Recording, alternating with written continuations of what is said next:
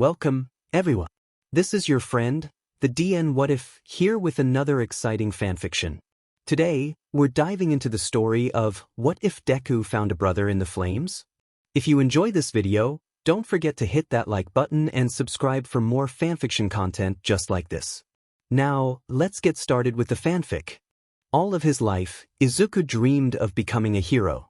He watched any videos involving All Might religiously, kept a notebook analyzing heroes for the future, and dreamed of becoming just like his idol. To put it simply, Izuku wanted to be a hero. You should probably give it up. Normally, by age 4 he would have already manifested one of his parents' quirks, or some combination of the two. In the past, when the superpowers started showing up, the results of an early research study were published. It became common practice to see if the pinky toe was missing a joint or not. When parts of the body aren't used, they're deemed unnecessary. People who didn't have the joint were thought to be a newly evolved form. You can see by looking at this X-ray that Izuku has 2 joints. It's unusual to see that these days, but that means that he has no quirk. But you don't always get what you want.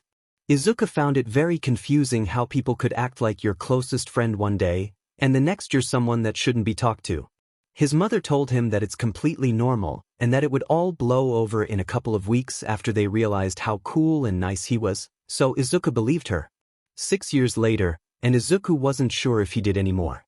The teasing and isolation didn't end, despite what Izuku's mom had told him. It became a social rule that Izuku wasn't to be engaged with, a sort of custom that everyone followed.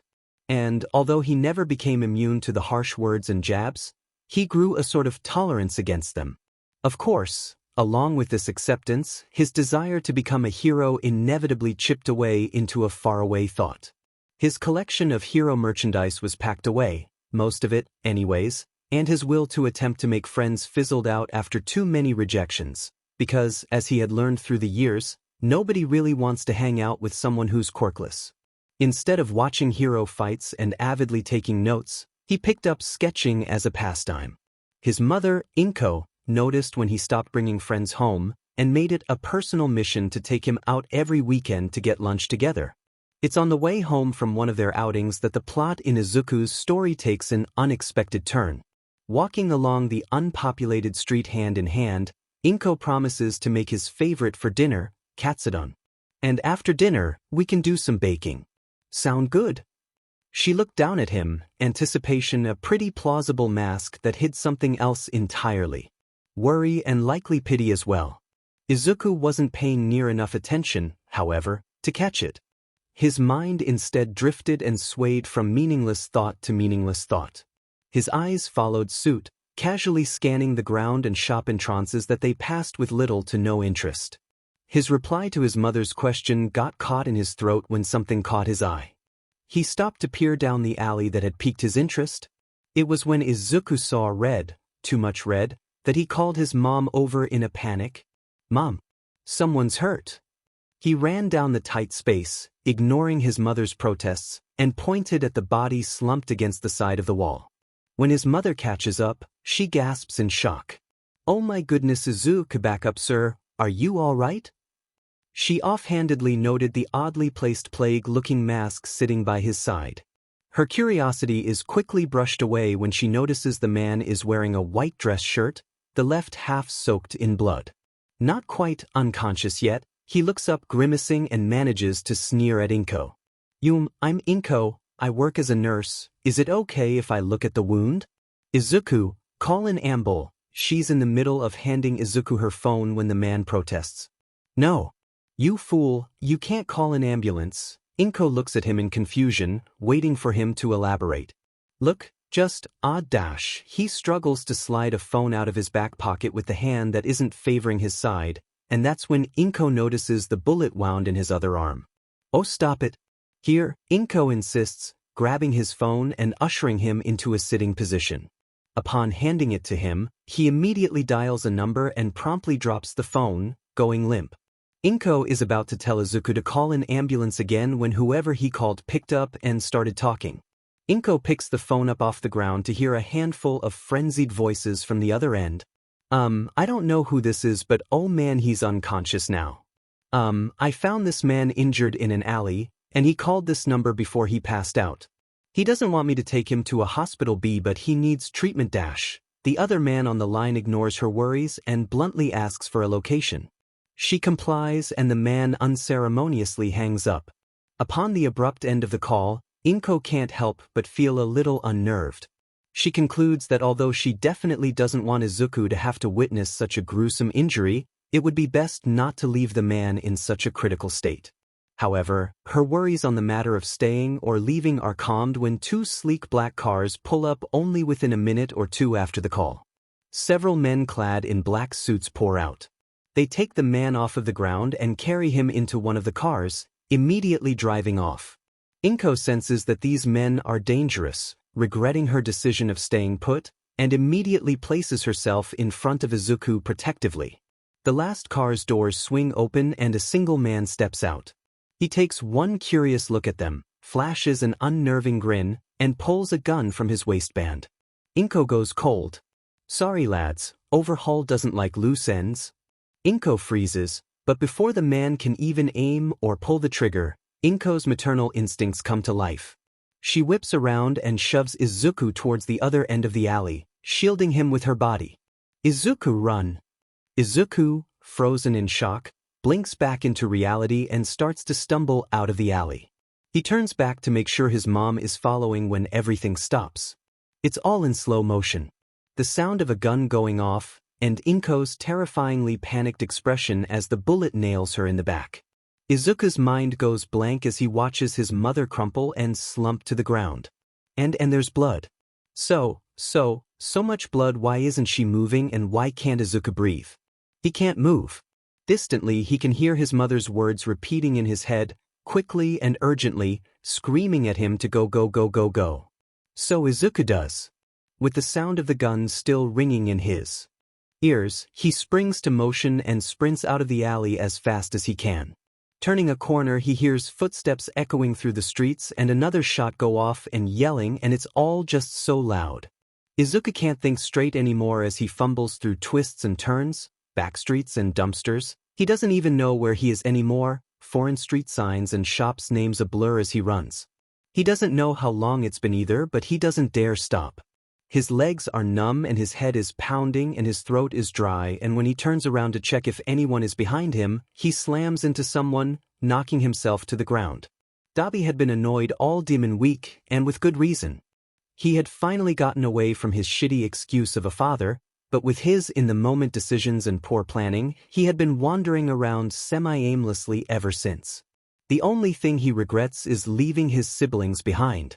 They'll be fine. He doesn't care about them, he won't hurt them.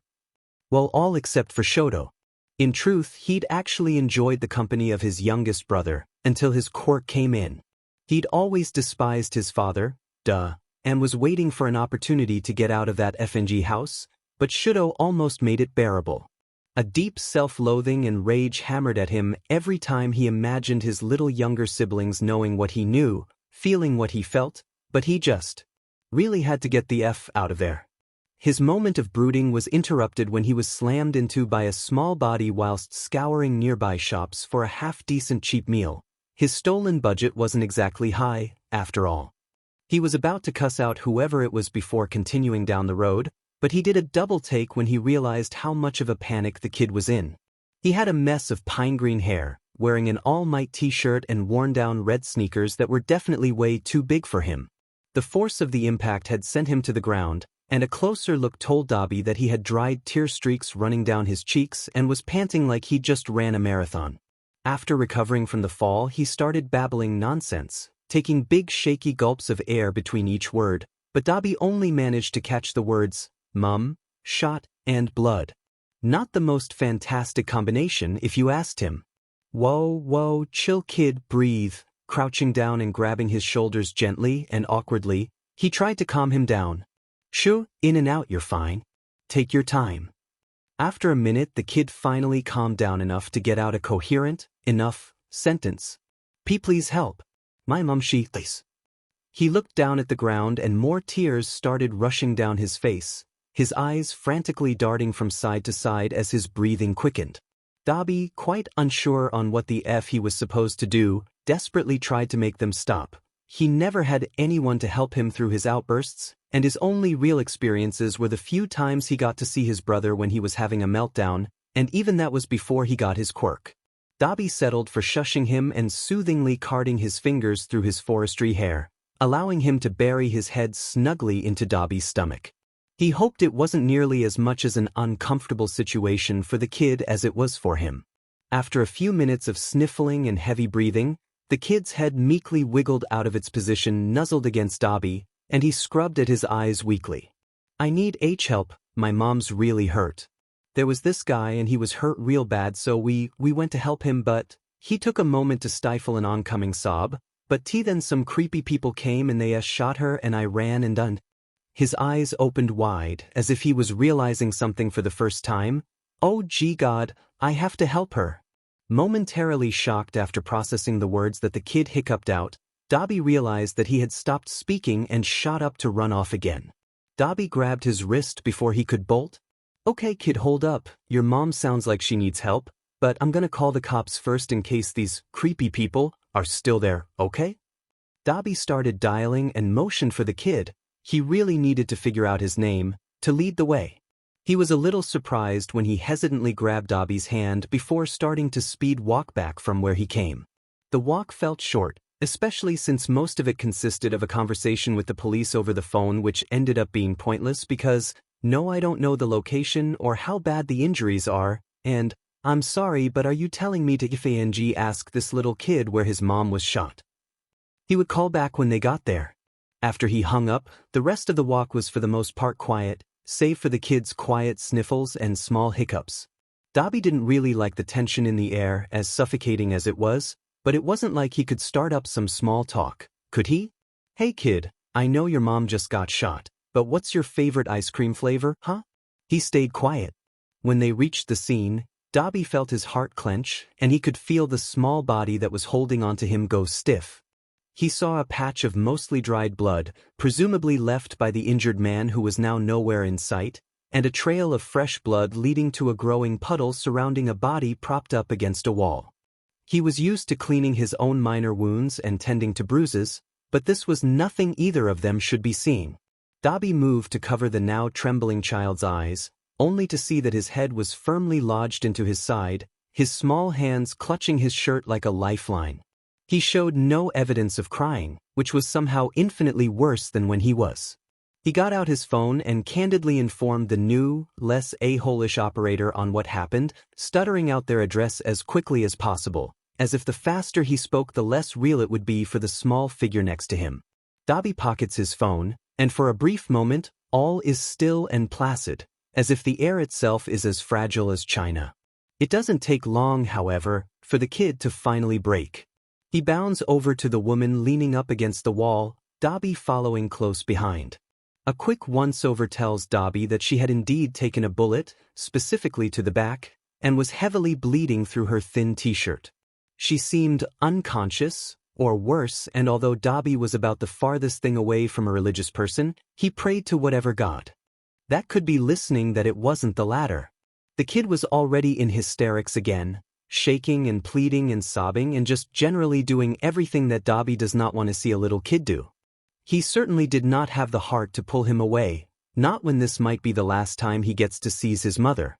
Sirens can be heard in the distance, and when the ambulance itself shows up its red and blue lights casting a veil of grimness onto everything nearby, Dobby feels a brutal detachment settle in. He hardly tries to stop it, and welcomes the newfound numbness with open arms. Paramedics rush in and Dobby has to physically tug the child out of the way. He's screaming and crying and yelling and scratching, and Dobby tries to feel as little of nothing as he can when the paramedics cart away his unnaturally pale mother into the ambulance.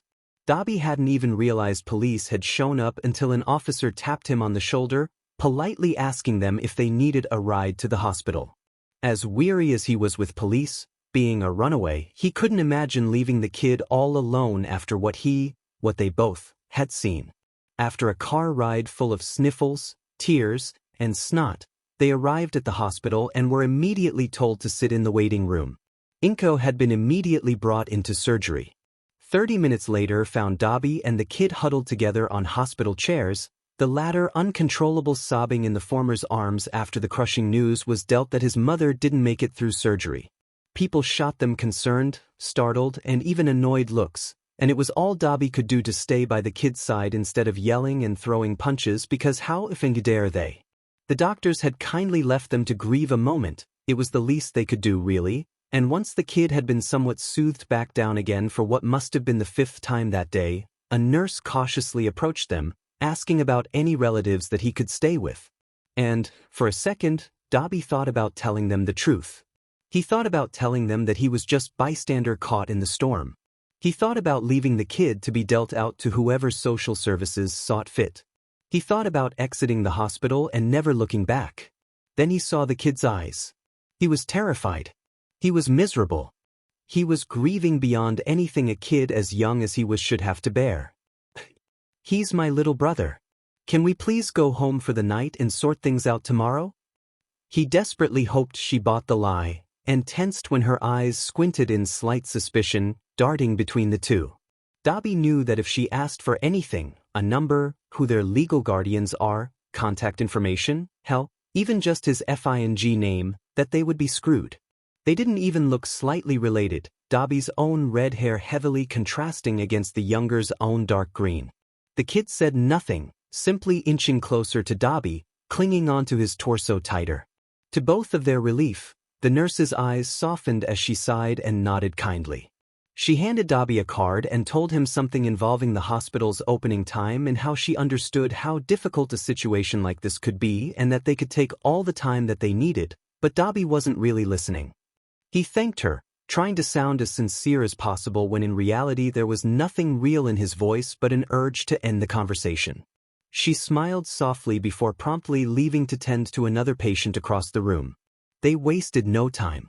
Dobby sat up before crouching down so that the child could ride on his back. He didn't think that he would have the energy to walk. The kid quickly complied, hopping on eagerly without so much as a word, and the two skirted out of the hospital and down the street before anyone could stop them. Dobby could feel the way that the kid had all but melted into him, his shallow breaths cool against the back of his neck. It made complete sense that he would be exhausted, and Dobby was frankly surprised that he hadn't dozed off long before now. A couple of minutes passed in near silence before it dawned on him that he really hadn't checked if the kid actually had any family he could go home with, and that he could be kidnapping a child from a very worried family. He nudged the kid slightly to wake him up, trying to be as gentle as possible. When he heard a faint monotone hum, he took it as an okay to continue. "Hey, kid, you don't actually have anybody to go home with, do you? Like a dad or aunt or some sheet?"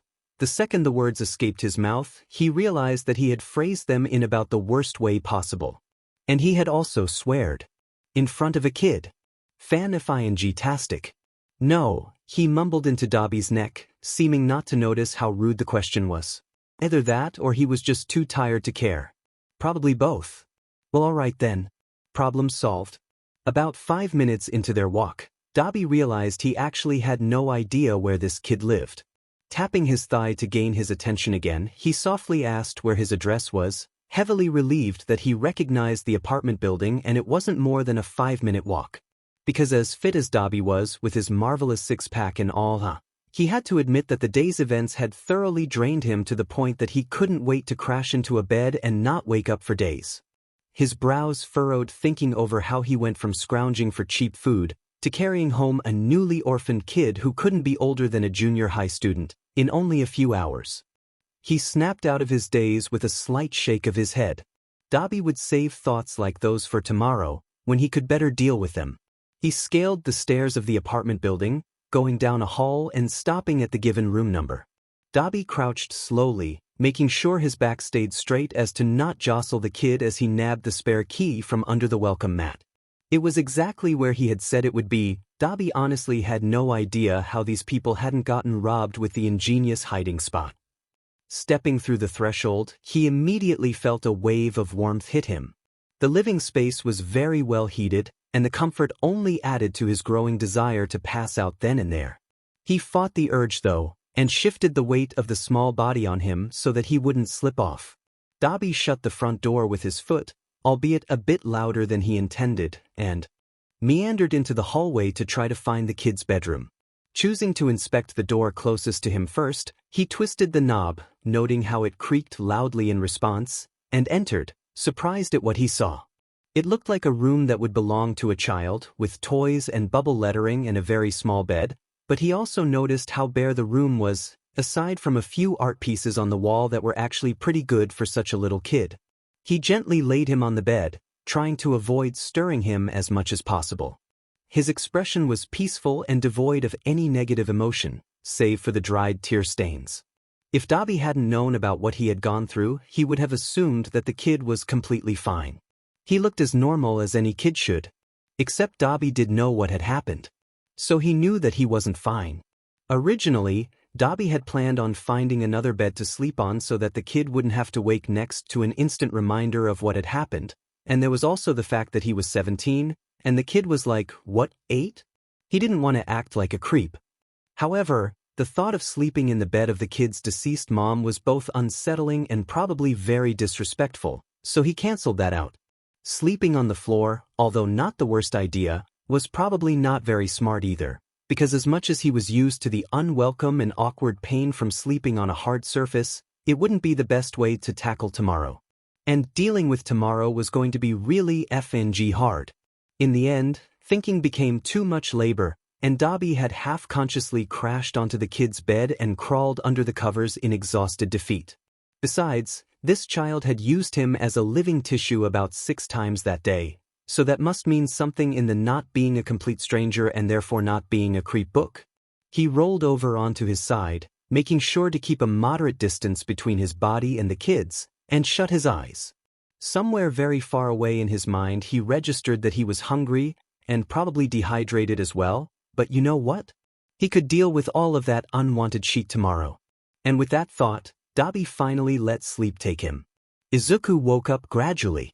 It was the kind of morning where you already woke up a while ago, but your brain decided in advance it wasn't ready yet, so you continued dreaming anyway. And Izuku was having a really good dream too. It had All Might in it, and they were fighting villains together. Izuku was doing really well and was totally winning with his awesome quirk. It was the type of dream where he never consciously became aware of what that quirk was, but he was winning and the villains were losing, so it didn't matter too much. The movements and breeze against his face felt all too real and exciting, and Izuku couldn't help but smile, nuzzling further into his cocoon. There was a weight, however, that stopped him from pulling his blanket closer. Izuku relaxed when he acknowledged that his mom must have come into his room at some point during the night to comfort him from a night terror. Izuku never remembered them, which was apparently normal, but his mom could relay with scary detail the way that he would kick and scream and cry.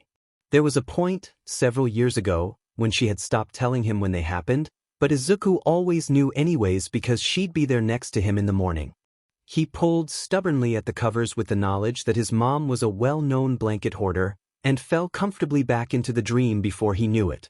The extremely rude awakening of the alarm clock sounding a few seconds later startled Izuku back to full consciousness. He grumbled to himself and moved to get up to set the clock to snooze, as angry at an inanimate object as one could be when something caught his eye. The shape of the body under the blankets wasn't right. It was lean and tall, covered way too much bed, and was not Izuku's mom. It wasn't. Numbness and a pause. The alarm beeped twice a second. The world was slow. He crouched to the ground and covered his face before feeling prickly and tumbling over and curling up into a tight ball on the ground. Izuku felt sick, but he also felt an incredible desire not to move, so he stayed there for a while, letting the alarm sing its song forever in the background while the world collapsed around him. Beep, beep, beep, beep, beep, beep. Bang. Izuku ran for the bathroom and threw up into the tub. His back arched as he retched in between hiccuping sobs that racked his entire being and shook him as he cried as hard as his body would physically allow.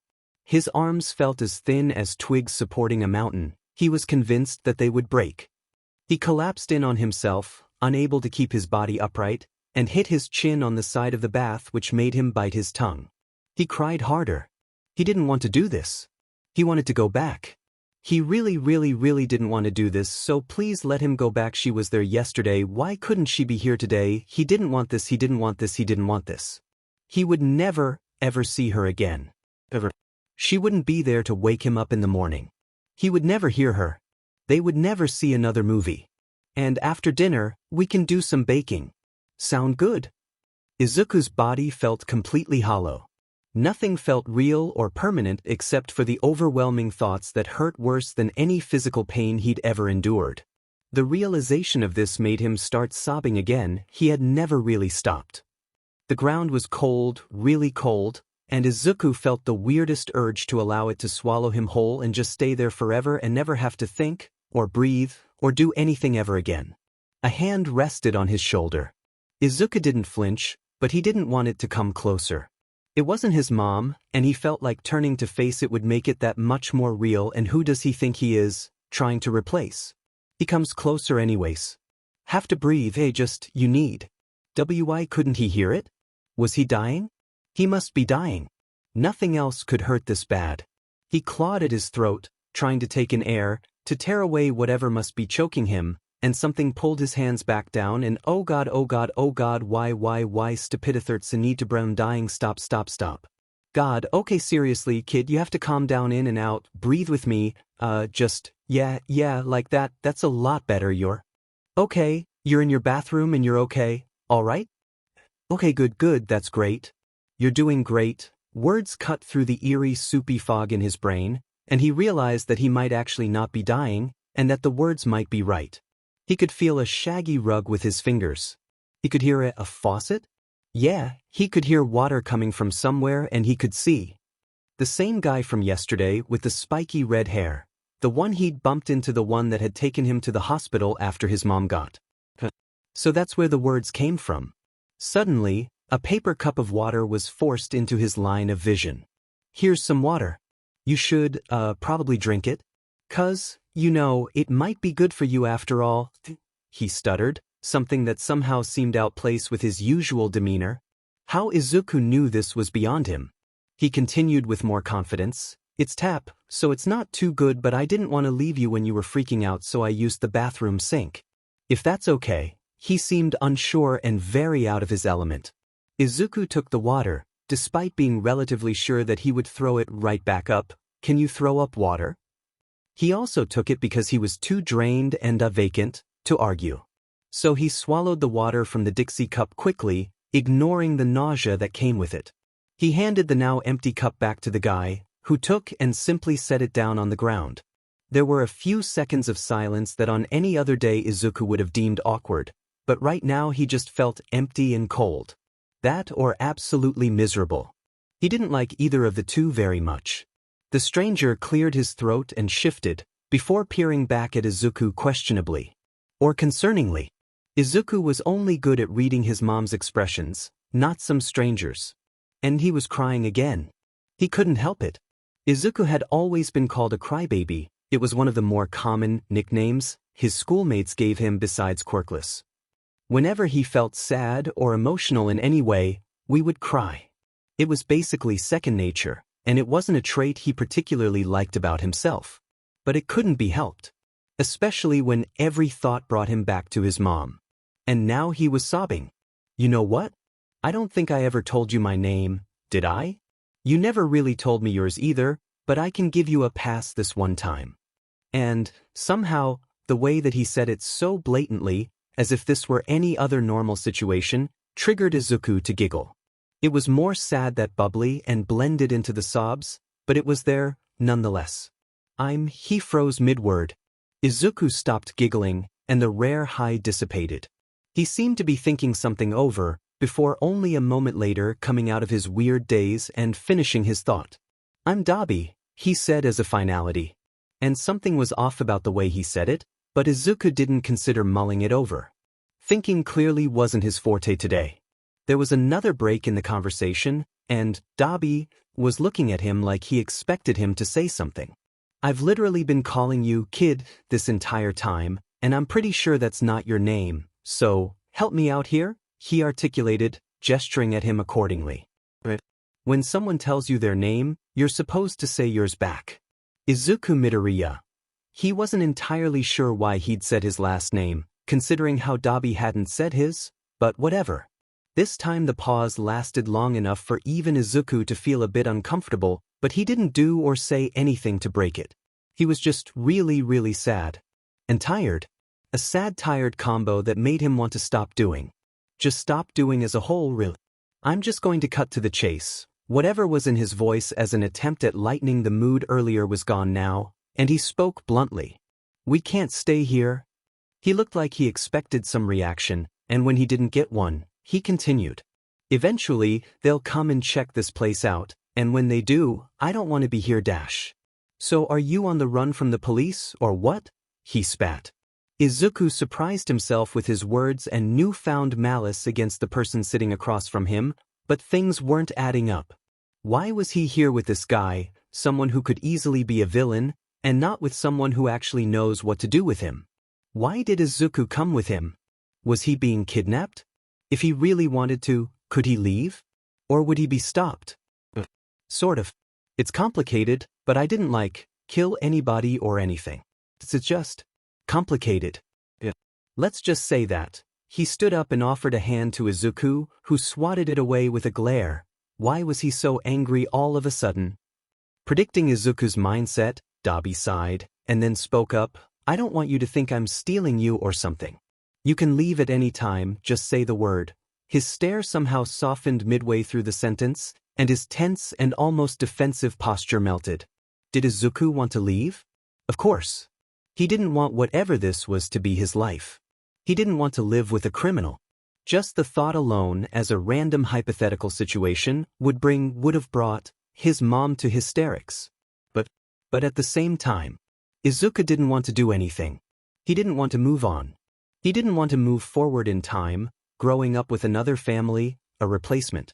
That was the last thing that he wanted to do. Maybe if he stayed with Dabi, it would be different. He wouldn't replace his mom. He would just be someone new. Not a replacement, but a temporary guardian. He said he could leave any time, didn't he? Yeah, that's what he'll do. He'll stay, and when he wants to leave, he'll leave. Okay. He stood up on his own, and immediately began shaking. Izuku's world spun and tilted before he felt hands latch onto his shoulders to anchor him. Izuku heard someone talking, but it sounded really far away, so he gave up straining to hear the words. Then the hands let go of his shoulder. Izuku had already sat back down, so he didn't fall or anything, but something about the reassuring presence leaving made Izuku feel scared and panicked, so he flailed and reached out and please don't leave me here, please. I said I'm going to make breakfast because I'm hungry and you look like you're about to pass out. Do you want to stay here or come with me? You didn't say anything last time, so I thought you wanted some time alone, but... Izuku found his arm and yanked, pulling it closer. But I guess not. I'm just going to pick you up if that's okay? I need some confirmation here because it's a little hard to tell what you want when you won't say anything. Izuku nodded sullenly, hugging the arm tighter and frowning into the shirt sleeve. I'll take that as a yes then. He bent down and tenderly wrapped his arm under Izuku's legs and upper back, hauling him off the ground and into his arms bridal style. He started to stroll towards the kitchen. Side note, we both stink. Do you know how to, wash yourself? He ended that thought with another one. Wait, how old even are you? It was questions like these that Izuku was specifically told by his mom not to answer, but Izuku would have to get used to it. Izuku was glad his head was buried in the crook of Dabi's arm, because he was sure he had already seen him cry enough that day, and Izuku could conclude that Dabi really did smell. 10. Then you've showered before, right? You know how to. Izuku did in fact know how to shower, but he really didn't want Dabi to leave him in the bathroom alone. He shook his head. Izuku had no idea where this newfound clinginess came from, but thinking about it made him sad, so he didn't. Oh, alrighty then, we'll deal with that later, he mused. It didn't take a genius to draw the conclusion that he was uncomfortable with the idea of helping him shower, but Izuku couldn't help it. He needed to be around someone. He trembled at the idea of being left alone again. Breakfast, apparently, consisted of dry cereal, they were out of milk, and 3-day-old microwaved white rice, but he didn't mind. Izuku couldn't taste the food anyway. Eating was a joyless task.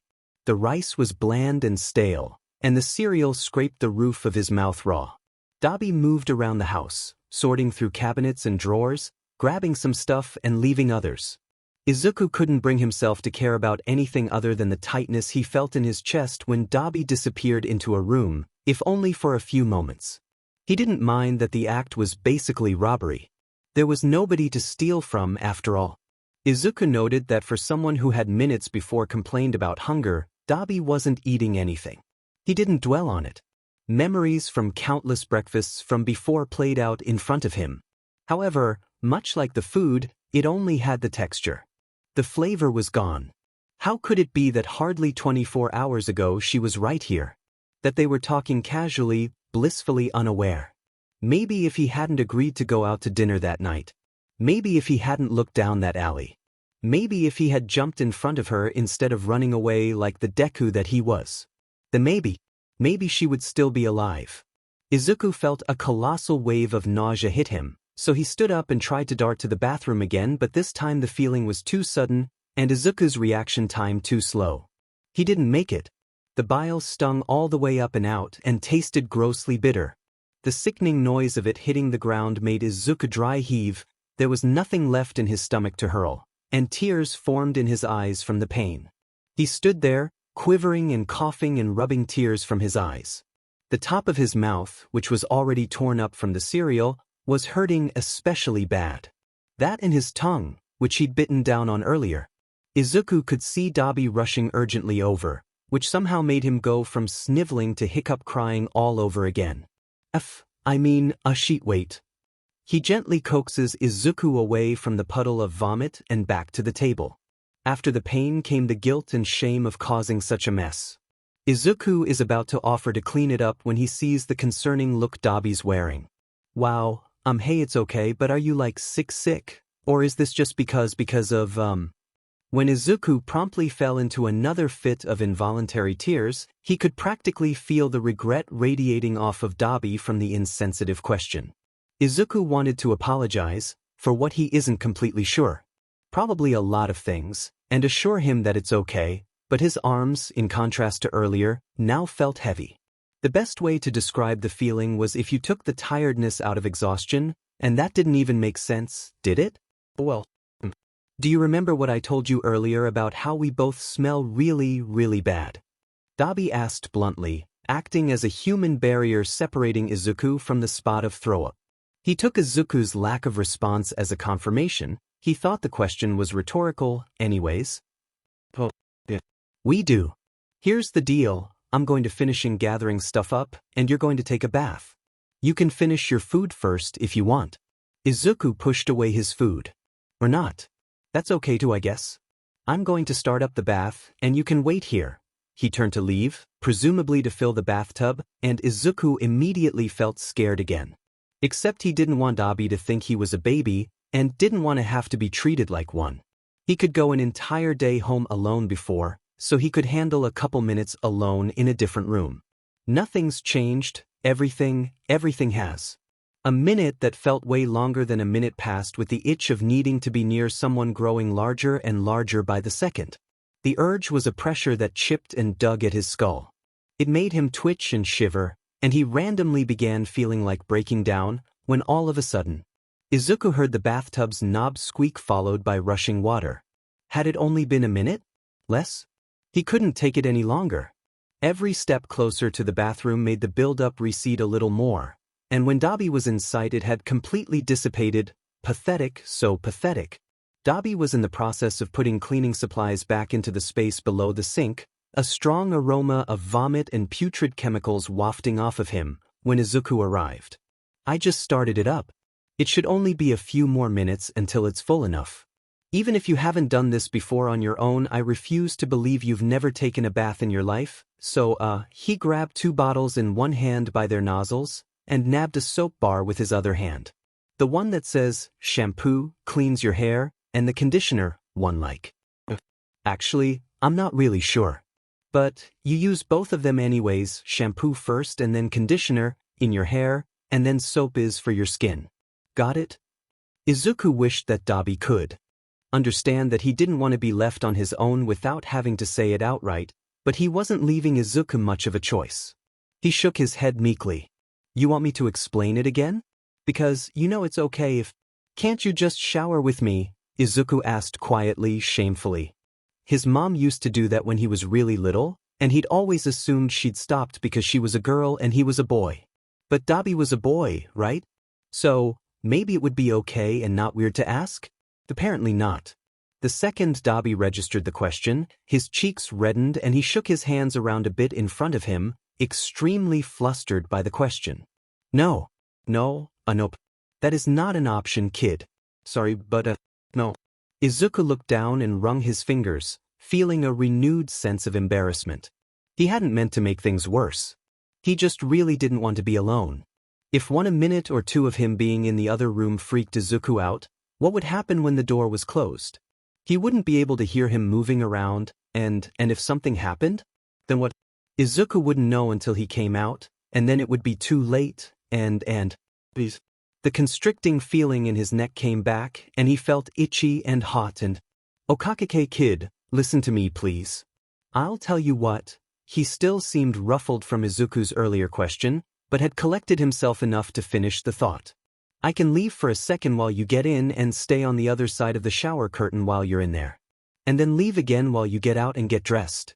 I'll never be further than the hallway, and if you need anything, just call. I promise I'll answer. Sound good? Izuku felt the constricting feeling go away, but the heat in his face and the itchy feeling didn't fully dissipate. He gulped and nodded nonetheless, wiping away tears and snot and feeling every bit like the little kid that he was.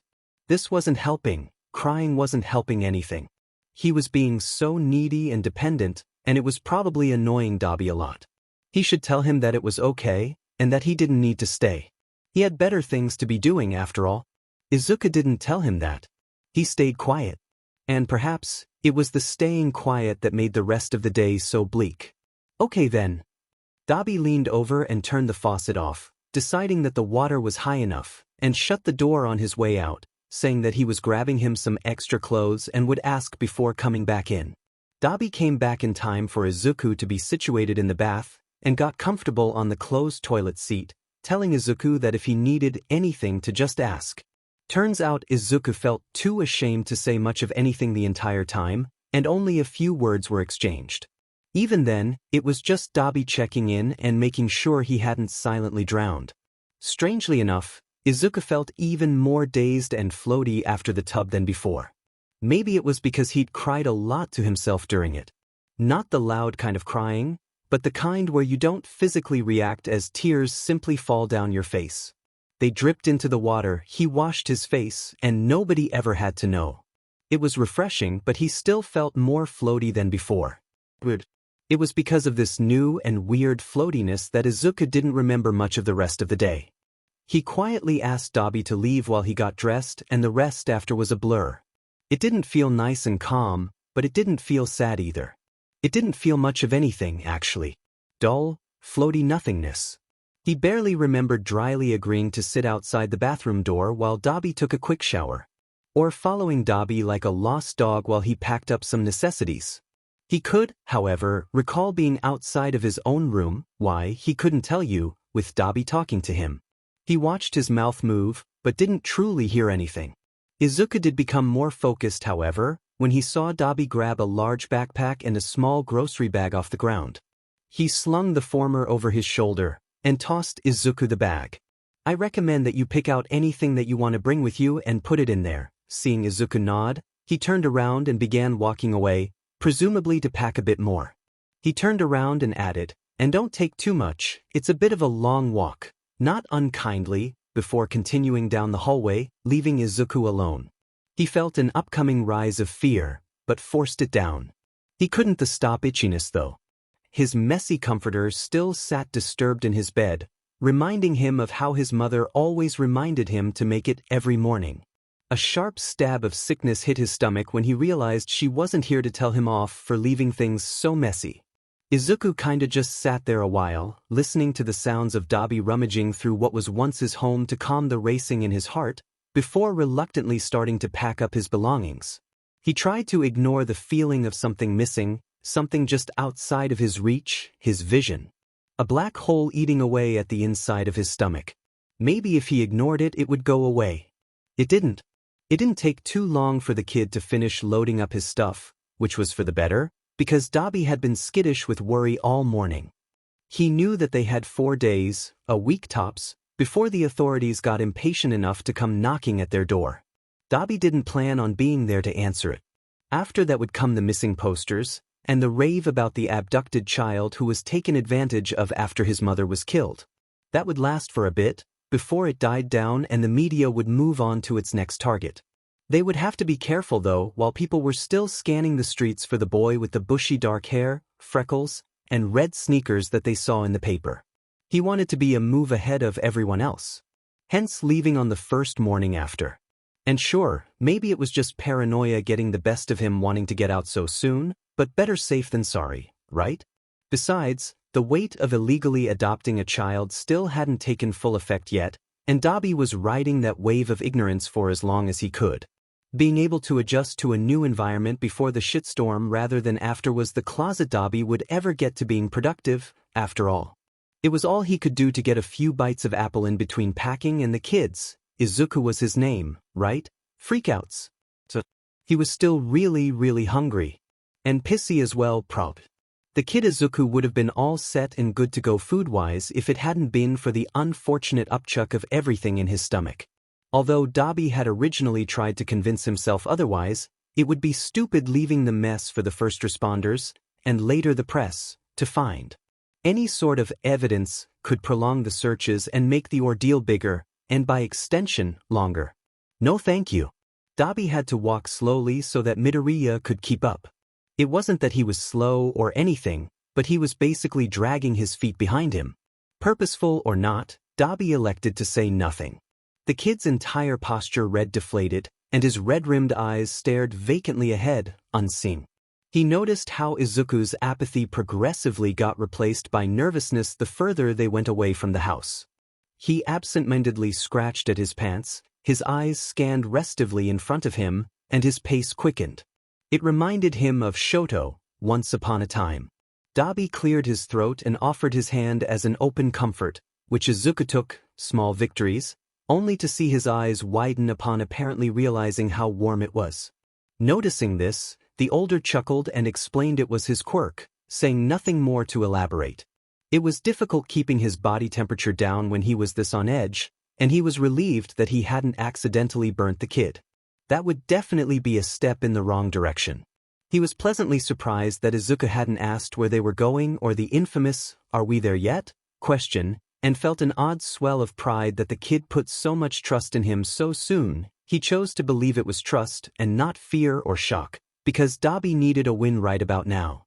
However, he still had an anxious look on his face, and it only got worse when they traversed into the bad part of town, the grip on his hand tightening all the while. Dobby squeezed back in what he hoped was a reassuring gesture. After that, it didn't take too long for them to reach their destination, and Dobby tried to ignore the kids' confusion and then disappointment when they stopped in front of a haphazardly boarded-up subway entrance. Dobby easily tore the boards off of the entranceway and set them on the ground. The task was borderline effortless due to the fact that he had earlier positioned them to look secure so that people stayed away. He doesn't mention how difficult and labor-intensive it was when originally removing them nail by nail only a week ago. Stepping into the threshold, Dobby pulls out a flashlight he nabbed from the Midoriya house and flicks it on, illuminating the path down the stairs. The kid hugged his side, and Dobby honestly couldn't blame him. It looked like a scene out of a goddamn horror movie, after all. They trekked down the steps and further into the station, their footsteps echoing curiously in all directions. Otherwise, not a sound was made. Continuing downward for a couple more minutes, Dobby finally veered off to the side to face an almost hidden doorway that appeared out of nowhere. Naturally, Izuku, startled and unsuspecting of such a casual stop, stumbled. He steadied the kid before mentally reprimanding himself for not giving a warning. Dobby honestly couldn't fathom what the F kind of architect would put a door smack dab in the middle of a stairwell, but he wasn't exactly complaining. Hell, even finding the door had been a slide of luck. The reflection of his quirk against the knob had caught his eye, and a quick investigation told Dobby that he had struck gold, metaphorically speaking, of course. The place was an actual dump. The opening led into a low-ceilinged hallway that forked into two more doorless rooms. They stopped so that Dobby could speak. The one on the left is a bathroom. Water actually still works down here. How, you ask? Dobby didn't have a clue. He'd been just as surprised when he turned on a faucet, expecting nothing, only to see brownish water come flowing out. Gross, and certainly undrinkable, but surprising nonetheless. It would work for the toilet, at least. No luck on the power though. But no worries, I have tons of emergency lamps and a pretty big battery supply. The whole place is pretty nasty right now since I don't spend much time down here other than to sleep on. Opening the second door, Dobby gestured to his lovely room and his high-quality king-sized bed. My lovely. Dobby put a sarcastically smug look on his face, his gesture oozing with fake pride as he presented the ratty thing fondly.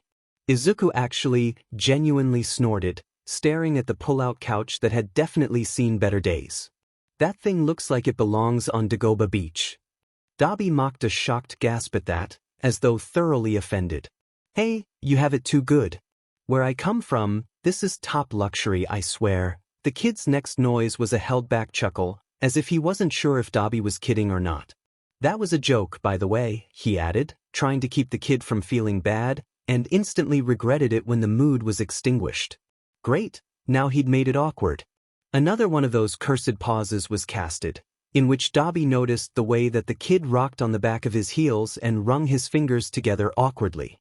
Back at home, it was never his job to start the conversation back up, as talkative as his immediately younger brother and sister often were, so he guessed he would have to work on that if he wanted a chance at putting an end to the dreaded breaks.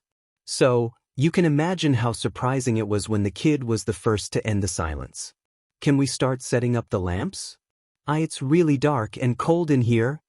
The question was so reluctantly said that Dobby wouldn't have been surprised if he was prepared to be shot down. Yeah, sure. The kid had also mentioned that he was cold, right? It was easy to forget how quickly others could get cold when Dobby was capable of basically managing his own body heat. Izuku must be freezing. It was almost winter, and Dobby could only imagine how frigid it was in such a dark and damp place. And on top of all that, he was still wearing the same FNG t-shirt he had on yesterday, and could see his breath in front of him for Christ's sake. First day on the job and he'd probably already given this poor kid frostbite. He set the luggage he'd been carrying on the floor and ignited a small flame in the palm of his hand. Concentrating his quirk into one specific area was difficult, and the lick quivered and danced a bit, but otherwise worked fine as a makeshift torch. Dobby was just about to start rummaging through his stuff when he caught a glimpse of the kid. He stared in awe, the loss in his eyes replaced by the serendipitous glow that reflected its blue light against Izuku's face. It left a warm feeling in Dobby's chest, seeing so much sheer wonder and amazement in his gaze. He seemed utterly hypnotized. For a second, while the blue of the light peppered the kid's hair, dyeing it blue, everything felt like it would be okay. Dobby liked the feeling a lot. The moment passed slowly, carefully, like water seeping out of the gaps of one's hand. It left, as moments do, and there they were, in an abandoned subway station in the dark, staring at a light. I'm going to start setting up the lamps. We can unpack everything tomorrow. Dobby huffs in a last-ditch attempt to avoid yet another oncoming dreaded silence. He handed Izuku the flashlight so that he wasn't left in the darkness while Dobby was setting up, and sat down to search through the bag for batteries and a blanket. Using his small fire as a light source, Dobby sorted through the assortment of crap and eventually found the 6 AA battery packs he'd snagged from a nearby drag store and the screwdriver he took with him from home. The blanket was near the top of the pile, so he simply flung it at the kid, who gratefully wrapped it around his shivering body. He tore the batteries out of their cardboard packing, tossing the trash on the floor to be dealt with in the morning, before making his way to the closest lamp. One by one, Dobby started up the lamps, he had 12 total, and soon found out that not every single lamp needed AA batteries. So he had 9 lamps now, which was just fine with him anyways. He had just finished screwing on the battery cartridge lid onto the last light when he walked back over to where the kid was still sitting, pressing the flashlight directly into the palm of his hand, creating a weird red fleshy look on the other side. He seemed to be in a daze. He glanced up, however, when Dabi approached him, and Izuku looked tired. Like, tired and cold and hungry because Jesus he hadn't fed him, like, at all the entire day. And what was it, like 9? He went a whole day without any food? And wasn't complaining? Did he even notice, through his little fog? And he was still wearing the same clothes he had on almost 2 days ago when his mom died? Dabi was FNG nailing this. You're hungry, right? And cold? I can get you something with long sleeves and something to eat, you know. You just have to ask. No, the kid slurred. His weight was being supported by the arm of the couch, and his eyes closed every few seconds before he had to force them open again. Are you sure? You haven't really eaten anything in a full 24 hours, and you're shaking, Sue? Dabi never got an answer. The kid must have drifted off midway through his sentence, because his eyes weren't opening up again. Part of him feared that he'd just... right there. But he pushed the ridiculous thought away. He could see his stomach rise and fall with every breath even through the dark lighting, confirming that he hadn't in fact killed this kid. Well, it wasn't too great, but it was a start. Not killing him. Good. Dabi grabbed the bundled up part of the sheet that wasn't being wrapped around Izuku's body, it was a big blanket, and spread it out, laying down with Izuku, who was already curled underneath with droopy eyelids. Just the little bit of skin that met Dabi's own was ice cold, so he raised his body's heat a little to act as a sort of living heater. Izuku seemed to notice, and practically melted into him, absorbing the new warmth. As soon as he got comfortable, which didn't take long because he was very worn out, Dabi began drifting off to sleep. Before he could though, a small and frail voice slid through the quiet. I'm scared. Oh geez. How was Dabi supposed to respond to that? It was a breakable thing, the kid's words, perfectly fragile. Dabi hesitated with his own, fearing he'd fracture something important. It's all right to be scared, I think. But I'm here. He pulled Izuku closer against his body, for once not worrying about his presence being unwanted, and nuzzled his chin into the kid's hair. And I'm not going anywhere. Izuku didn't feel rested when he woke up. His eyes closed and he felt tired and sleepy, but he never dreamed. It was strange for him, too. Good sleep always came easy for him. There wasn't a clock he could stare at to see how much time had passed since he'd first laid his head down, so he instead chose to focus his attention on one of the lamps in his peripheral. It was one of those camping lamps, and the light flickered very slightly. It wasn't even really a flicker, but a change in how strong the light was every minute or so. On nights like these, as rare as they were before, Izuku quickly became restless. He had a desire to sit by one of the lights and sketch a bit, but it was too cold outside of their couch shelter. Crap. And Izuku had forgotten his sketchbook at the house. He couldn't help the frustrated groan that escaped him. How had he forgotten pretty much the only object that mattered to him? He didn't honestly remember much from yesterday, earlier that day. It was impossible to tell without a window or clock. It was all a fog. He'd forced himself to grab something, because he very faintly remembered thinking that he'd regret it if he didn't, but apparently his sketchbook hadn't piqued his interest at the time. Could he ask Dabi to go back and get it? He wanted to really, really badly. But that would be selfish, wouldn't it? Or would it not be? Did he not deserve to have this one thing to hold on to? Would he have to let go of everything he had left? His mom would have gone back. It wasn't a comparable circumstance, he knew it, but there the thought was, nonetheless. His mom would have dropped everything to get back that sketchbook. Izuku missed her. He missed her more than anything ever. He couldn't stop the wetness that trailed down his face any more than he could stop the pit that never went away in his chest. Why did everything hurt to think about? Why did everything come back to her?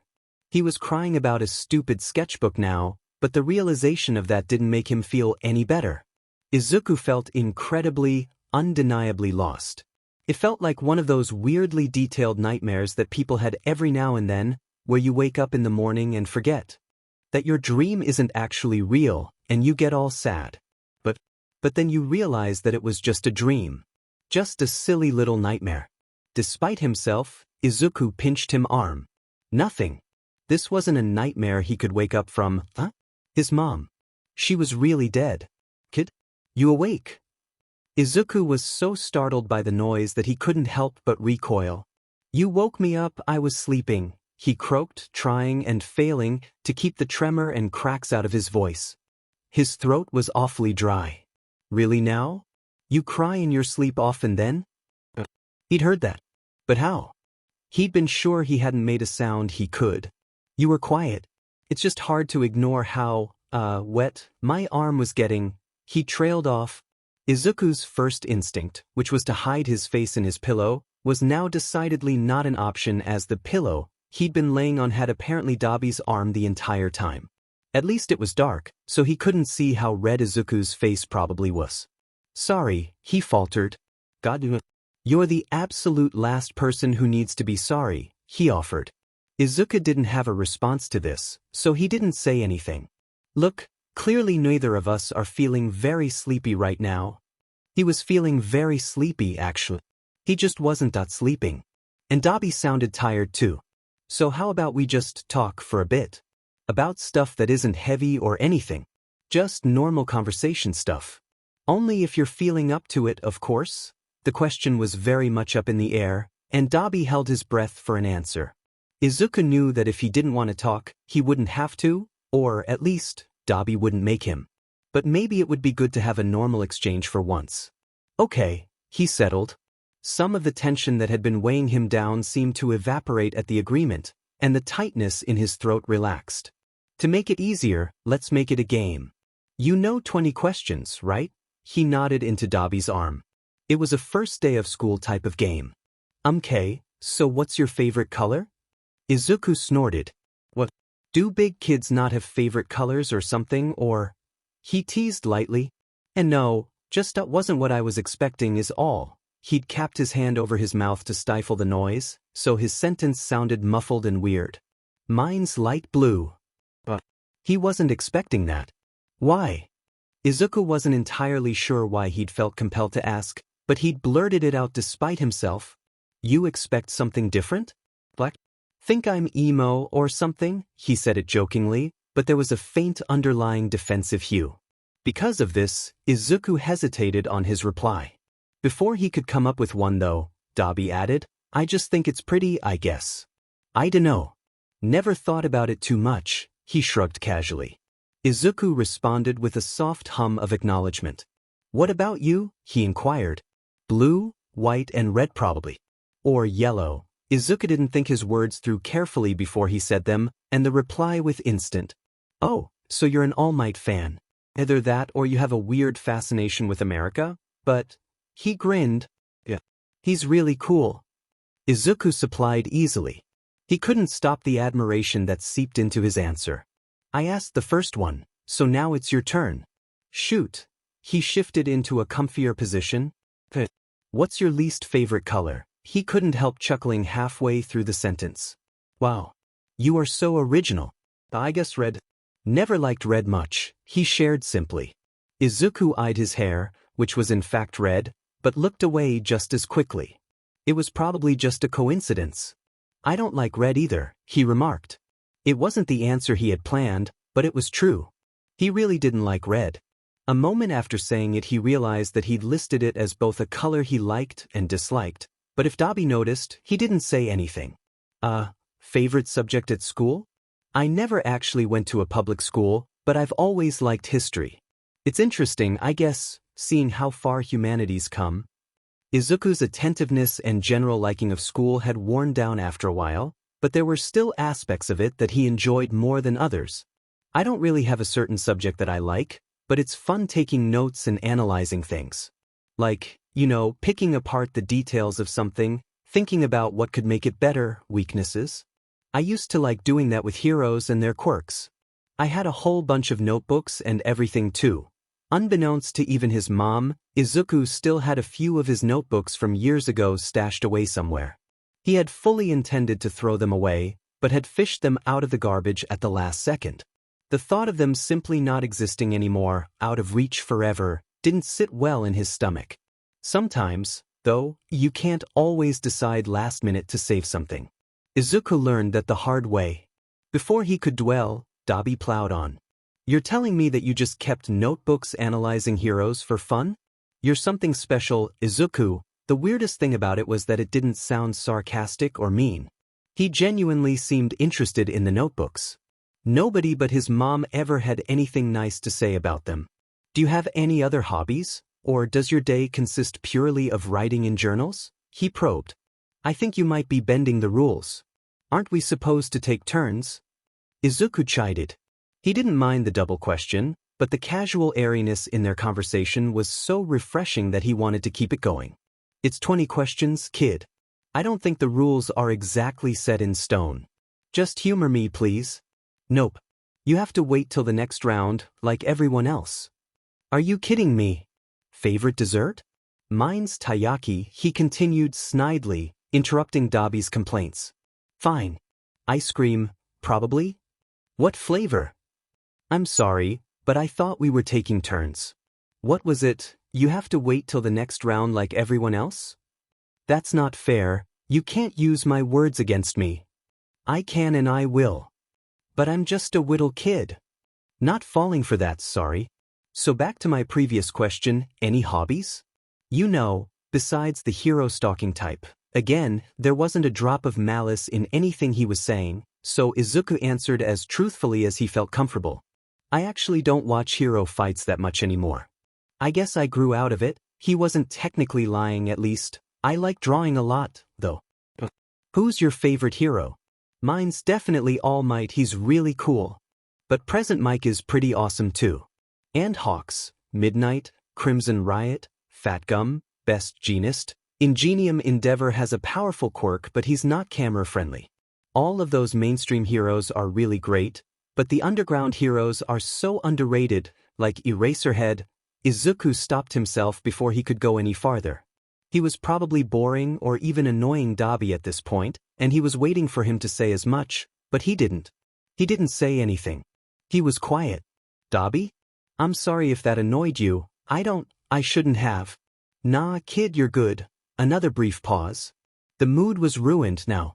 All thanks to Deku, screwing it up and bothering Dabi when they were just starting to get along. The beat.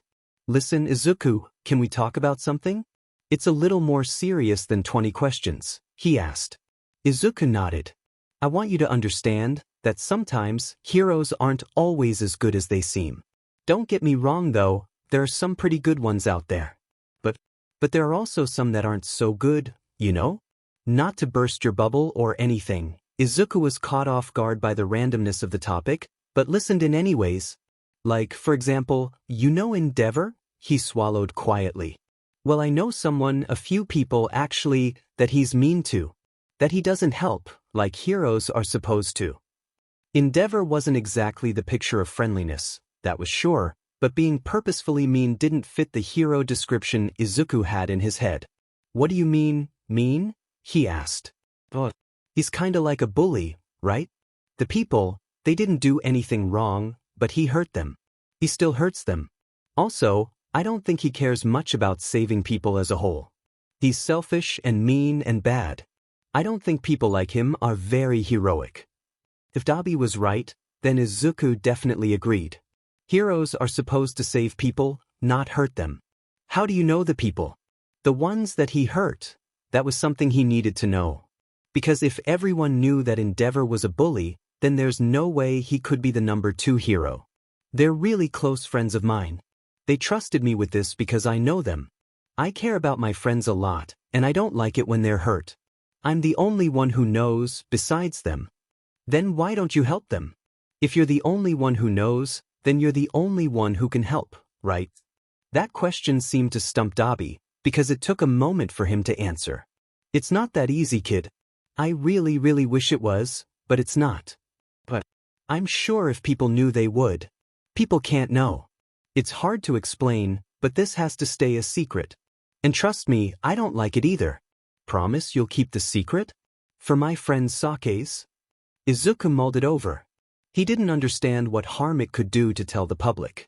People were getting hurt by a well-known pro hero, and Dabi was the only one who knew. Didn't that mean that the only way the people could be saved is if higher authorities knew?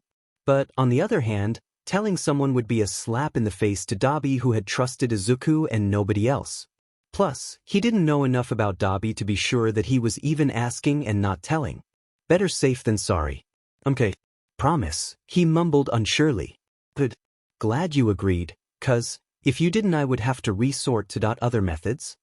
What do you? His sentence was cut short when Dabi's hands dug into Izuku's sides and he actually started tickling him. Stop. Please?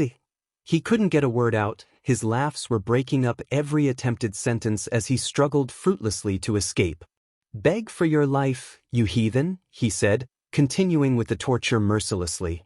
Stop, He was yet again interrupted by another fit of giggles, squiggling and squirming helplessly. Finally he stopped, but before Izuku could even take a break or get away, Dabi already threw the sheets over him, successfully capturing him. Let me out, Dabi, I can't breathe, there's no air, I'm dying under here, he whined. It's a sheet, kid. You're fine. Now, what's your favorite animal? I'll release you when you tell me. But it's my turn to ask a question. Too bad, kid. We're gonna be here for a while, then. You're a cheater. Izuku squealed as he kicked and pulled at the blankets. I'd like to think of myself as a persuader, actually, Dabi remarked. I'm not saying anything until you let me out. You're not in much of a position to be bargaining, you know. If I die of suffocation in here, then it would be your fault. I'll take my chances, smart butt. As if realizing his mistake, Dabi's grip holding the covers down loosened. It gave Izuku just enough space to wiggle out, causing Dabi to promptly try and stuff Izuku back under the covers. I didn't say anything, go back to being smothered. Izuku huffed in protest and was able to pop his head and his now tangled mop of hair out from the blanket. He looked at Dabi with a smug look on his face. If I'm a smart butt, can I call you lame butt? Dabi threw a glare at him with no real heat in it. Absolutely not. Dabi was biting his lip in concentration. Izuku seemed to be deep in focus, writing in his new sketchbook, sitting cross-legged next to him, laying down careful strokes of his pencil. They were resting in another tunnel of the subway, a single travel lamp illuminating the area. Dabi turned his head and pretended to be looking farther down the tunnel, deep in thought, as his hand began creeping towards Izuku's pocket stuffed with spare pencils and erasers. He felt the polished yellow side of one of the pencils, and began positioning his hand to worm it out, when, "You do know that you're about as stealthy as a horse, right?" Izuku remarked out of nowhere. Dabi recoiled. Oh come on, I almost had it. And plus, I snagged that chick's wallet earlier so we could get the dye. Well, when I'm expecting it to happen, it's a lot easier to notice, I guess, but the score's still Izuku, 24, Dabi, you'll never beat me. Izuku was grinning at him, sketch forgotten in his lap. They'd fallen into a rhythm these past couple months. It felt comfortable and easy to talk now that they could easier predict each other's conversation patterns and mood swings. Things were far from simple, though. Izuku was still a small, grieving child who didn't know how to handle emotions and loss. And Dabi? Dabi was still an uninformed teen who hardly had a clue what to say or do in response. Like, for example, when he had to break it to Midoriya that they didn't have enough yen to continue buying essentials. They would probably have plenty of supplies left if Dabi had been able to convince himself to nab some of the loose cash he'd found around the house, but stealing actual money from the apartment felt somehow wrong. Demean him and his disheveled morals. After a week or two, the food he'd grabbed from the house had either been eaten or gone bad, and, try as he might to ration water, it never worked out. Especially when the kid kept having meltdowns that left him parched and hungry. The water filter he'd bought as a solution, which had been a whopping 4,400 yen, had esiki them dry of their budget. It was a necessary investment, though. Buying water bottles often was getting to be annoyingly tedious. Dabi considered trying to get a job, but nixed the idea when he realized how clingy Izuku had become. It was a chore getting him to be in a different room for more 10 minutes. Leaving for several-hour intervals at a time was not going to happen anytime soon. Which brought him to their only real option. Stealing. Or rather pickpocketing, to put it lightly. Just as he'd thought, the kid was not thrilled about that at all. He tried to convince Dabi to try something else, but couldn't come up with any alternative options. Izuku gave in after Dabi insisted that there truly was no other way. He wished there was another way though. Dabi hated the idea of Izuku having to grow up around petty thieving and such general wrongness, but there just simply wasn't another choice. Survival was Dabi's top priority. But it's wrong, Dabi, Izuku said into the blanket. It's wrong to steal. Villains steal, Dabi. I don't want you to do what a villain would do. I know, he started, crouching down to get on the kid's level. I know it's wrong, but we're only doing it 'cause we have to. It'll only be a few hundred yen, Izuku. Nothing anyone will miss, I promise.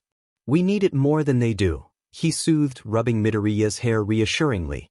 If you say so, he mumbled, clearly not convinced.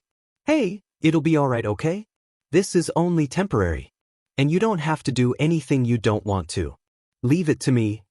Izuku started off by observing silently while Dabi got to work to avoid being left at the station. It was completely unexpected when about a week in, he was asking Dabi to teach him. Midoriya still clearly wasn't on board with taking things from others, but he wanted to help out as much as he could, as he put it. Dabi could respect that, so he gave him a few lessons and he was out there. And wouldn't ya know it, little brat was besting Dabi in only a couple of days. If Dabi was to be honest with himself, he could pin it on the fact that, for one, Izuku had way smaller hands, and two, people tended to avoid sketchy-looking people with scars like Dabi on the streets. He had a sizable disadvantage to start, but he didn't tell Izuku that. It was nice, seeing him prideful and happy. Was he about to ruin that to feed his own ego? Hell no. Partially to make Izuku feel less bad, and partially for their own entertainment, they had made it into a game. A game that, apparently, the kid absolutely dominated at. The day's work thus far had earned them nearly a week without having to worry about not starving, so they were taking it easy, casually conversing with one another while Midoriya drew. All was well and good until he caught the kid glancing at his exposed lower arm. He instinctively went to pull down the sleeve. This again. And that brought Dabi to the newest thorn in his side. It was inevitable that a little kid like Izuku would become curious about his scars sooner or later, but his shy half-interest in them was getting annoying. He never asked Dabi directly, probably in an attempt to avoid being rude, but he kept giving his chin, ears, and arms quick fleeting stares before retreating his gaze back to the safety of his sketchbook. Dabi almost wished that he'd just come out and ask him to his face. And hey, speaking of faces, he could distinctly remember the first time that the kid noticed the marks on his own. As far as scars go, the ones on Dabi's face were a lighter, irritated pinkish color, and from a distance, they were almost unnoticeable. So he wasn't surprised Izuku hadn't initially caught sight of them through his little fog. It was the afternoon of the second day when it happened, and Dabi was reading an outdated magazine about politics or dental health or some sheet when he felt a pair of eyes on him. Dabi turned to face the kid, assuming he wanted to get his attention for some reason, but was extremely puzzled when Izuku's expression turned from bewildered to looking positively mortified, his face a completely new level of red. He immediately looked back down at his book, utterly humiliated, and tried to sell that it was what he had been doing all along. Dabi didn't have the slightest inkling of what he could have done to exact such an extreme reaction, and he was about to voice as much when it suddenly hit him. You see, all of his life Dabi lived basically secluded from anyone outside of his family. Hell, until recently he'd even been separated from his own siblings. Being self-conscious of several-year-old scars was not common behavior for him, really.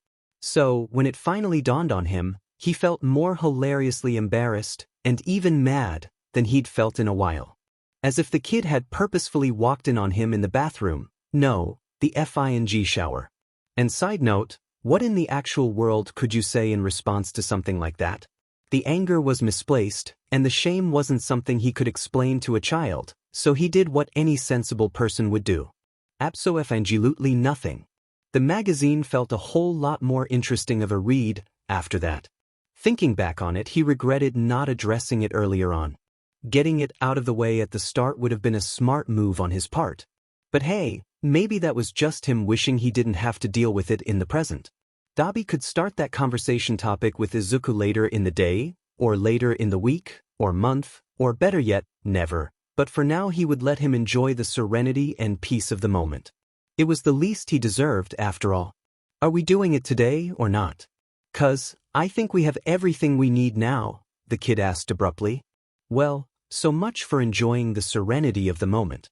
Another take back to meeting and then immediately living with someone new is that Dobby's always been one to get lost in thought. And not just the, oh sorry, what were you saying again, type, but the, what do you mean I've been staring at that vase for 10 minutes straight, type. It was apparently unsettling and probably also concerning when Izuku first asked him what was for lunch and he refused to respond or even acknowledge his existence. According to the kid, more often than not, those dazes included him staring down a strand of his hair like it had murdered an entire orphanage. Not something you can exactly brush off after the third time around. This brought Izuku to shyly suggest that he should dye his hair from the color that he'd idiotically admitted was his least favorite, to a different shade. Of course, though, he didn't say it like that. Closer along the lines of, "We don't look similar, so maybe if you dye your hair dark people will think we're related." The kid was awful at lying. Dobby only agreed because dyeing his hair had been his plan for a long, long time. It was probably good that Midoriya had decided to bring it to his attention as a possibility. "Yeah, sure. Make sure to grab all your stuff," he said, turning to walk back alone. The kid looked like he wanted to object to him leaving before he was ready, but didn't say anything. Were his actions purposeful? Of course. As much as Dobby appreciated the sentiment, and he did appreciate it in a weird way, the dependence Izuku had with him was a problem. He wasn't sure if the insecure behavior was old, or if it was an after effect of what happened. He had a hunch it was the latter, but it was getting in the way of a lot of things. Plus, Dobby knew that there was no way it was healthy, having an attachment so strong that you can't be in another room without getting nervous. He had to put an end to it, so he did it the only way he knew how to, not addressing the problem or dealing with it properly and hoping it goes away magically. There was a definite pattern in Dobby's caretaking tactics. "Dobby?" he asked, assembling his stuff briskly. "Yeah, Small Might," he paused. Although Dobby had started purposefully leaving a room in order to get Izuku to face his issue, he wasn't going to ignore an attempt at a conversation. He wasn't heartless. "Can you try to get a job? Sometime soonish?" he urged quietly, brushing off the nickname. And the award to the most unexpected question of the day goes to, "You know, I feel like I'm better now though, really. You could leave me at the station for a little while, I'll be fine. What's the worst that could happen, right?" Dobby could tell how hard he was trying to make it sound convincing, but the waiver was there. Dobby knew how much stealing SCKD for Izuku, even when he tried to act otherwise, but he had to make it clear that they just weren't there yet. "What's the worst that could happen? You could have a freak out, and I wouldn't be able to come home until later. We have no form of communication, and you can't follow me around, ouch." His tone was harsher than he intended, but he got his point across. The kid looked down and crossed his arms moodily.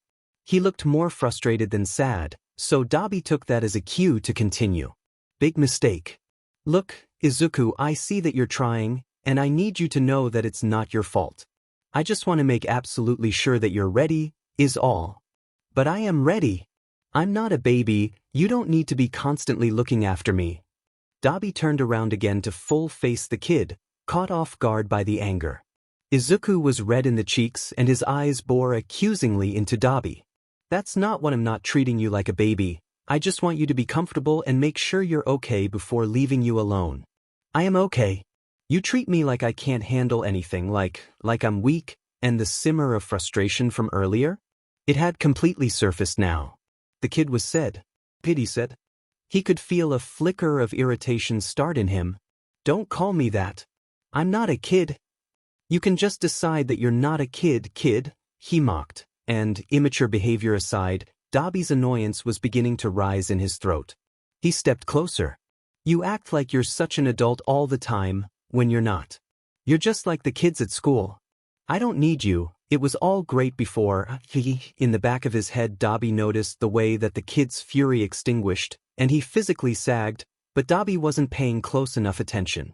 He was so frustrated and mad and he didn't even know why, and then a thought popped into his head and then slipped out of his mouth before he could choke it down. "See, This is what I'm talking about. What if this happened while I wasn't here? I don't want you dealing with this sheet by yourself. He realized what he said was far more spiteful than he meant it to be a second too late when Izuku, who was crying angry tears now, snapped and started stomping towards the exit, his art supplies forgotten. "Why, kid, where are you going?" Dabi stumbled after him but stopped dead in his tracks when Izuku turned around and faced him with the fiercest glare he's seen the kid give, if you could even call it that. His wet face was all scrunched up and red as a tomato, and his eyes shot daggers. "I don't need you anymore. I never needed you. I don't even know why I came with you in the first place. I can take care of myself fine." With that, he swiftly turned around and abruptly hightailed it down the tunnel, out of sight in seconds. Dabi stood in shock, listening as his footsteps grew farther and quieter, until all he could hear was his own heartbeat banging against his ribs. Then he ran. He ran down through the tunnels and up the stairs, and it was late that evening, so there were people everywhere, a swarm of children and adults, and he didn't see him.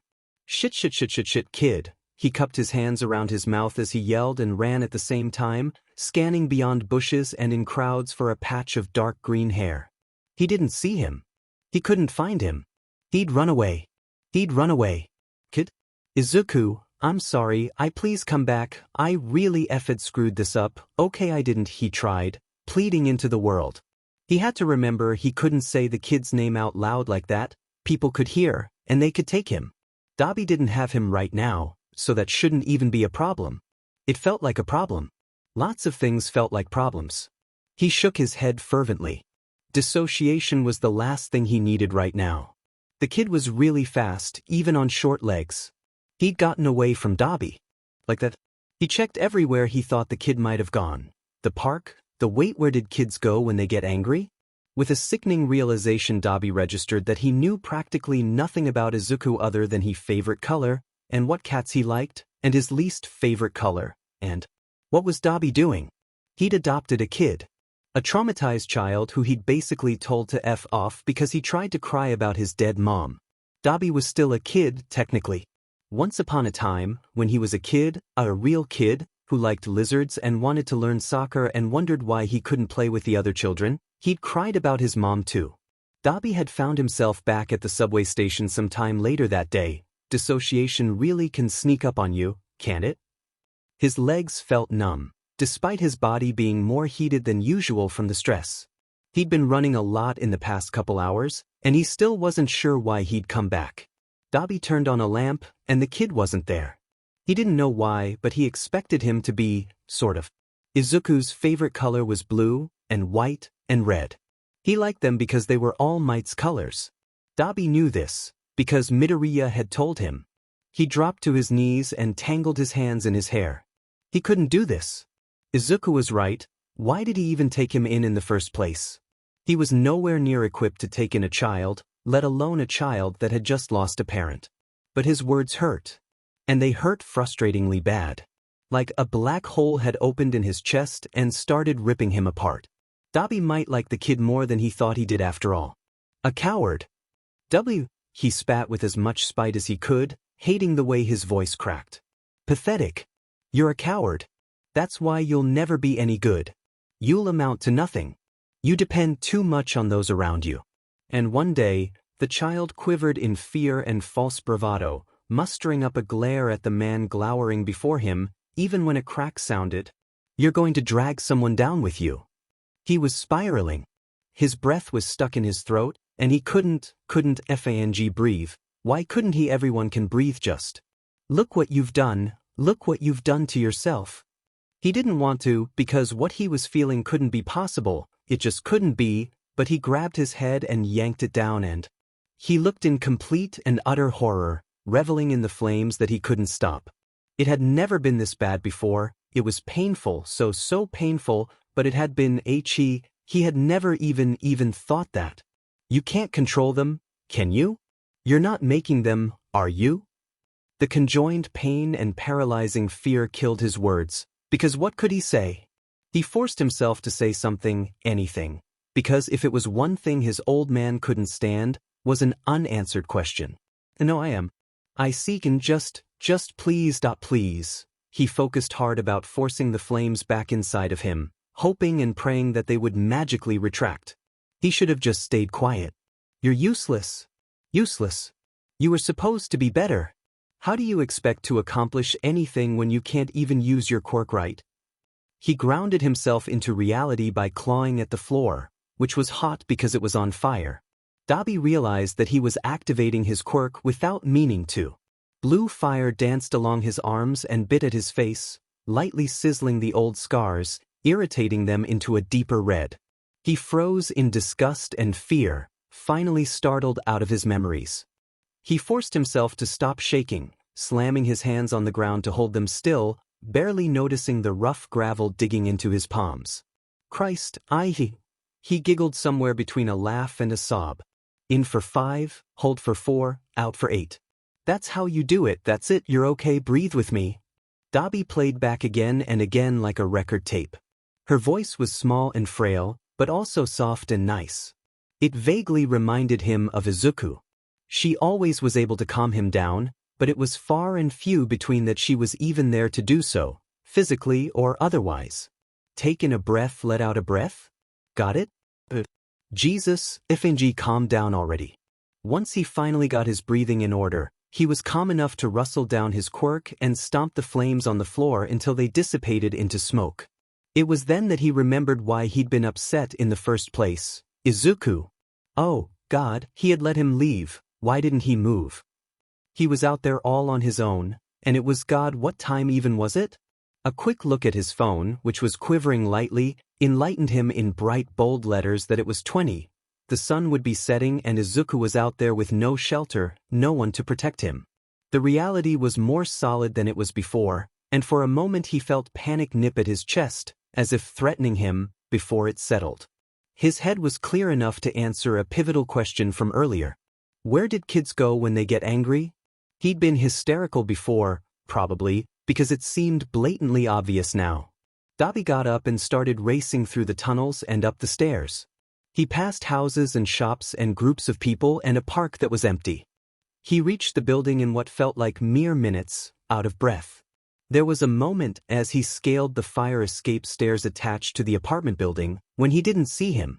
Dread crept up his spine as he climbed the steps faster, his heart beating faster and fear taking hold of him.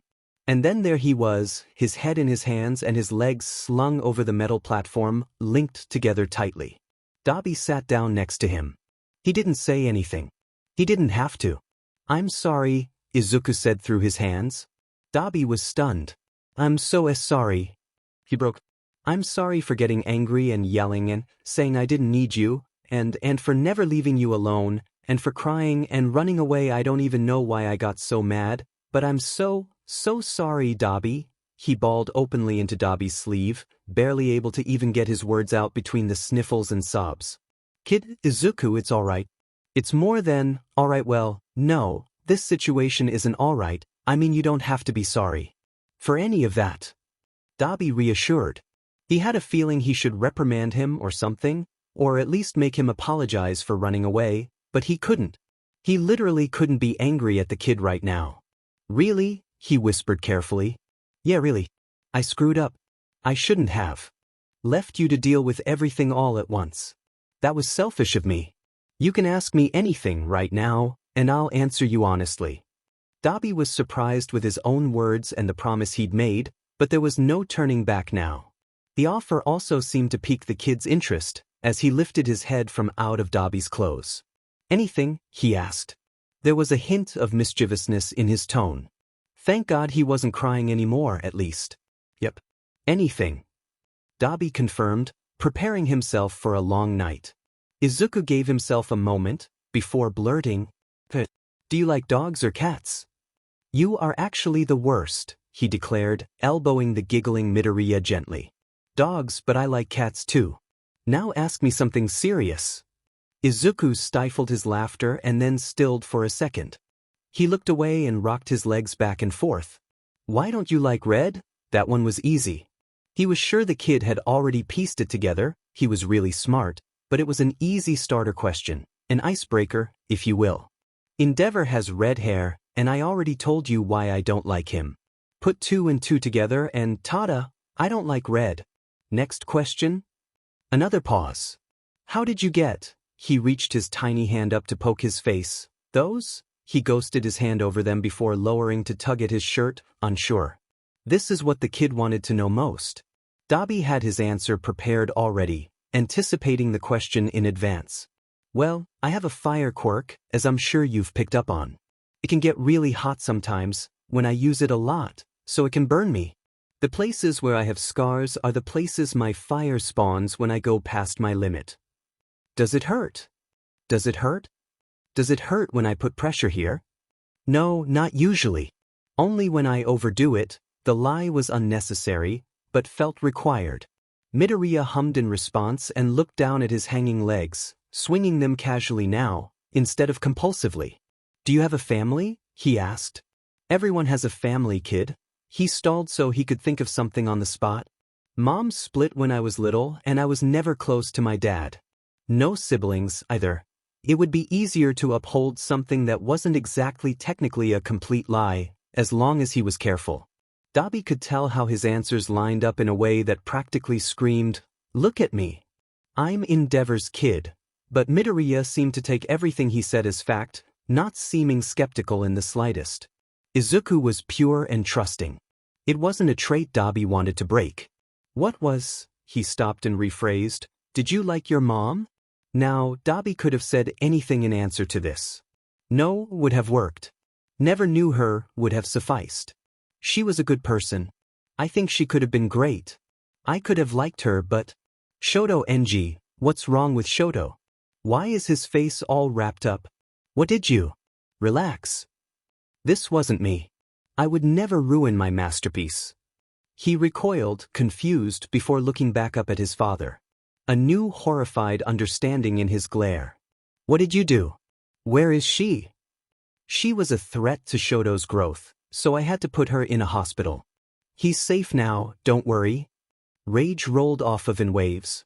He stepped closer, seething, his quirk naturally activating in response.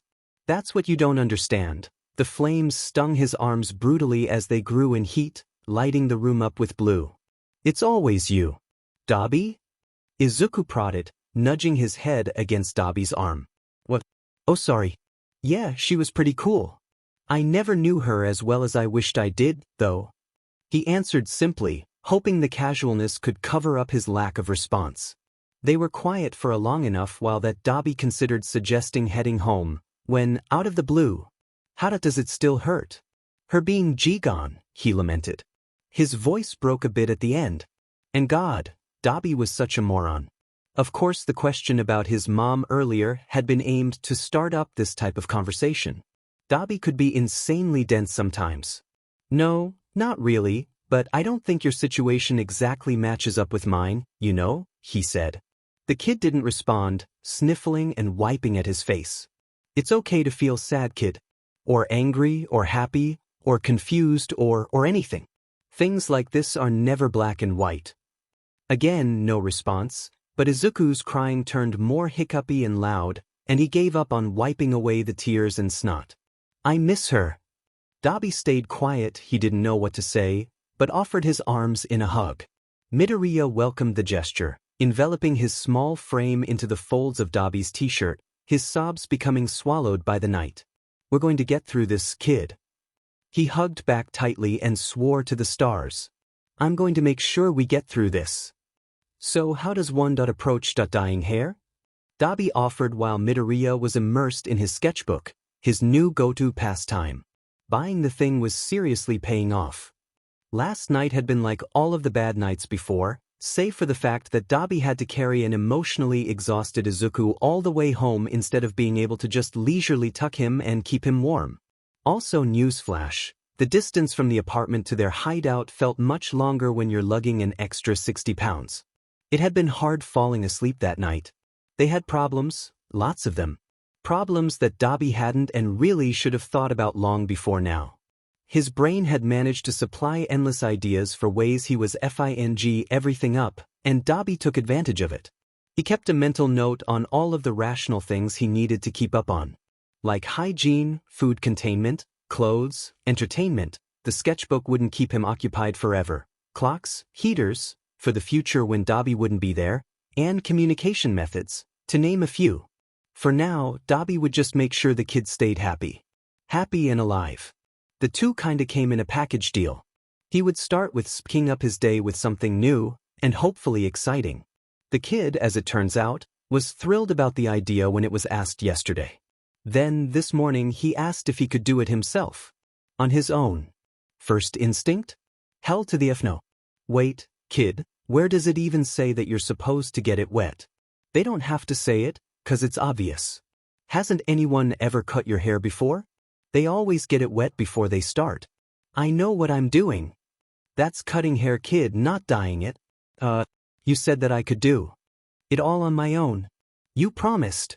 But you can guess just how well that panned out. Just to be absolutely clear, we're not cutting my hair today. Just dyeing. That's it. Dobby clarified. He didn't want to end up with a mullet by the end of this. I know that. But it's the same people who cut hair that dye it, right? Dobby actually didn't have a solitary clue what people did when they cut your hair. He'd always gotten his done by his mom to avoid being infected by the outside world, and after that, his old man never gave him so much as a second of his time.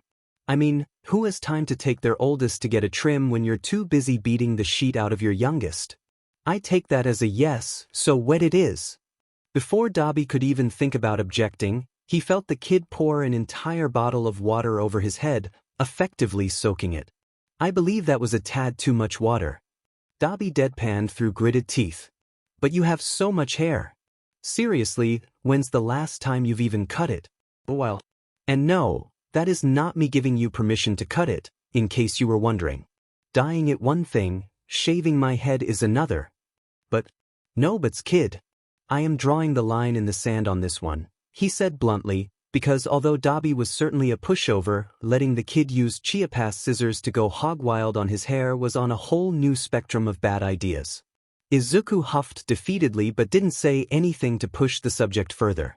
While Dobby waited for him to get started, he could hear suspicious commotion from behind him that sounded very much not like the sounds you would expect someone who was getting stuff out of a package.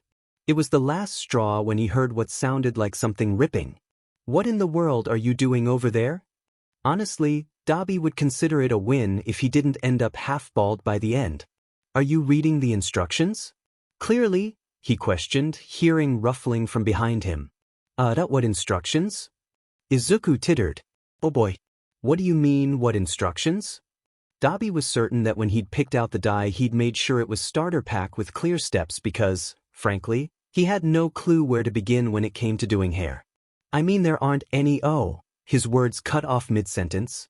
Dobby didn't like the sound of that. Kid? Everything going all right back there? I think that the instructions were on the inside of the box. And a growing sense of exasperation grew inside him. Well, when I was opening it, I couldn't peel off the tape, so I ripped it. And now I can't really read the instructions, 'cause they're ripped and stuff, he said bashfully, but also snidely. The little sheet was enjoying himself. You have got to be kidding me.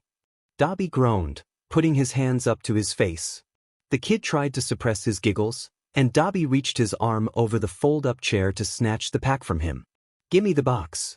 This is a big kid job, he said bluntly, reaching around. When he finally felt something cardboard, it was pulled away from his reach immediately. You said that I could do it all on my own, the kid said, keeping the box away from Dobby.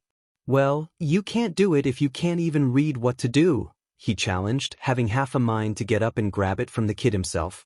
How hard can it be? All that's in here is a packet, gloves, and 2 bottles. Easy. Dobby was just about ready to strangle him. And no, not easy, there are rules and steps and stuff. He daringly dove his arm in the general direction of where he thought the kid would be dangling the kit, and was lucky enough to snag it right about Izuku's hands. Hey! Shush it.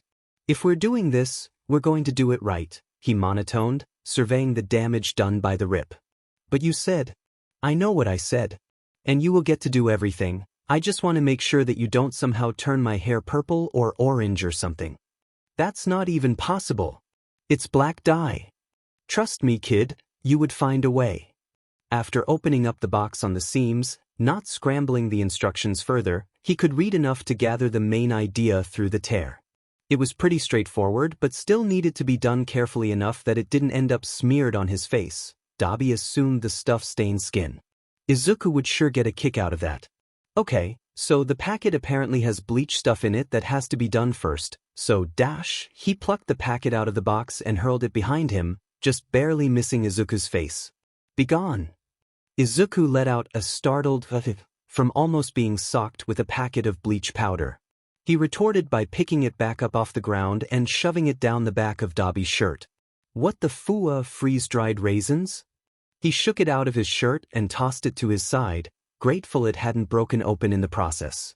If that had popped inside of my shirt, I wouldn't have hesitated to. He paused, processing what he'd read. Why would anyone need to bleach their hair if they're just gonna dye it black? He asked, throwing his arms into the air for emphasis. Are you actually reading the instructions? Because it probably explains. Dabi tilted his head to give Izuku a fugitive glare before looking back down at the instructions for extra clarification. Alright, fine. I guess it's supposed to last longer with bleach, so, yes sure, let's do it. If I go bald, I'm shaving your head though. Izuku shot him a loathsome look. Okay, so that powder packet sitting on the floor somewhere gets mixed with the stuff in the container that looks like the ketchup bottles in restaurants but clear. Shake it up and get it all evenly in my hair, let it sit for half an hour, yada yada, get the idea? Luckily the instructions had pictures to go along with the descriptions. Perfect for an idiot like him to follow. Yeah, got it. Told you it would be easy. Izuku jabbered while retrieving the powder packet off the floor. Dabi could hear him unscrewing the bottle before getting ready to tear open the pouch. Be careful when you're opening the bleach pack. I knew, he insisted. Dabi refrained from pointing out that he did not seem to know earlier when he tore the kit open without a second thought. Once the small packet was opened successfully, he focused hard on trying not to spill the substance while pouring it into the clear bottle with only God knows what in it.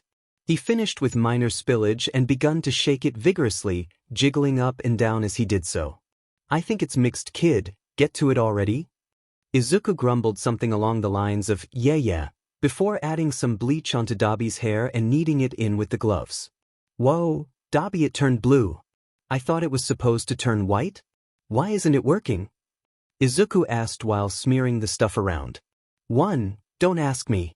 I've never gone through an emo phase and dyed my hair different colors. His dad would absolutely murder him. And wait. Does this count as an emo phase? Oh God, I never thought the day would arrive. Would you be mad if I bought speakers and started blaring punk rock music? He jibed to Midoriya's utter horror. Ugh, do not please. Oh come on. I could totally rock an emo look. Debbie. Right. That means no emo phase for you either though. I would not be able to deal with you wanting a nose piercing.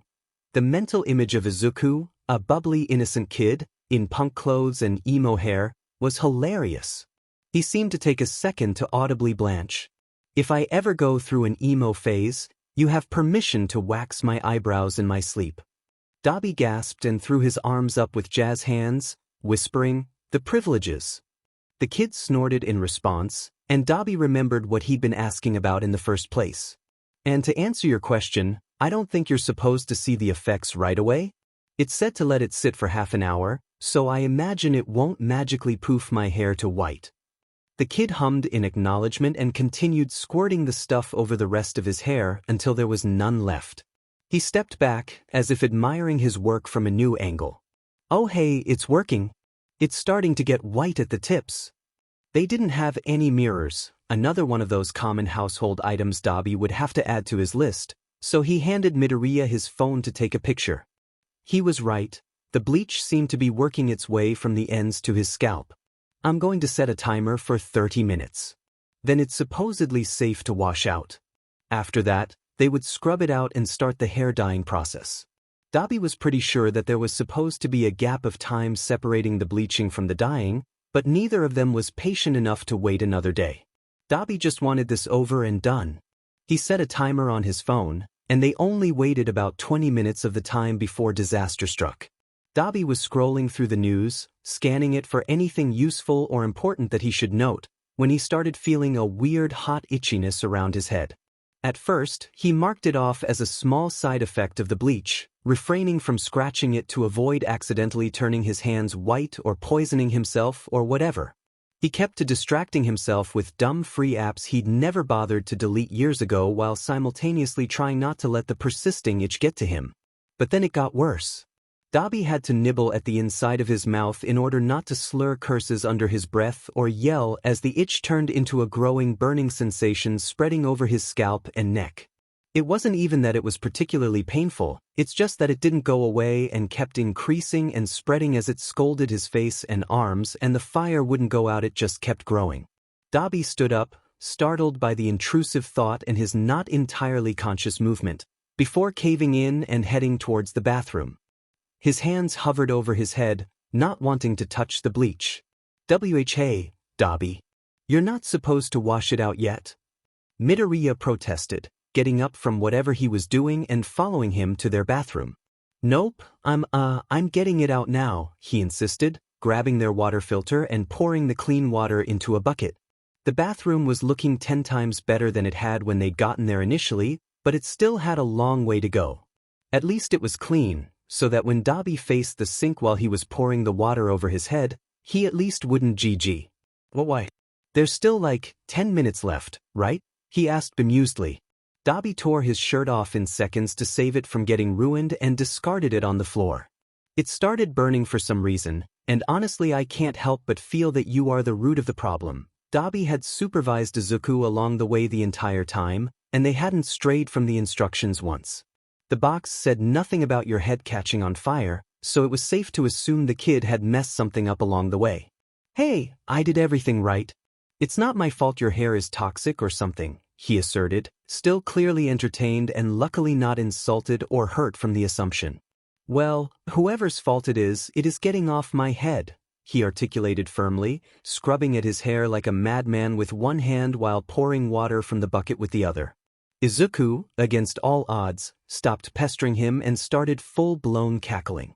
Seeing Dobby with only his pants on, blonde hair and acting like someone threw up on his head was too much. In another circumstance, Dobby could have been angry at the kid's disregard for his obvious misery.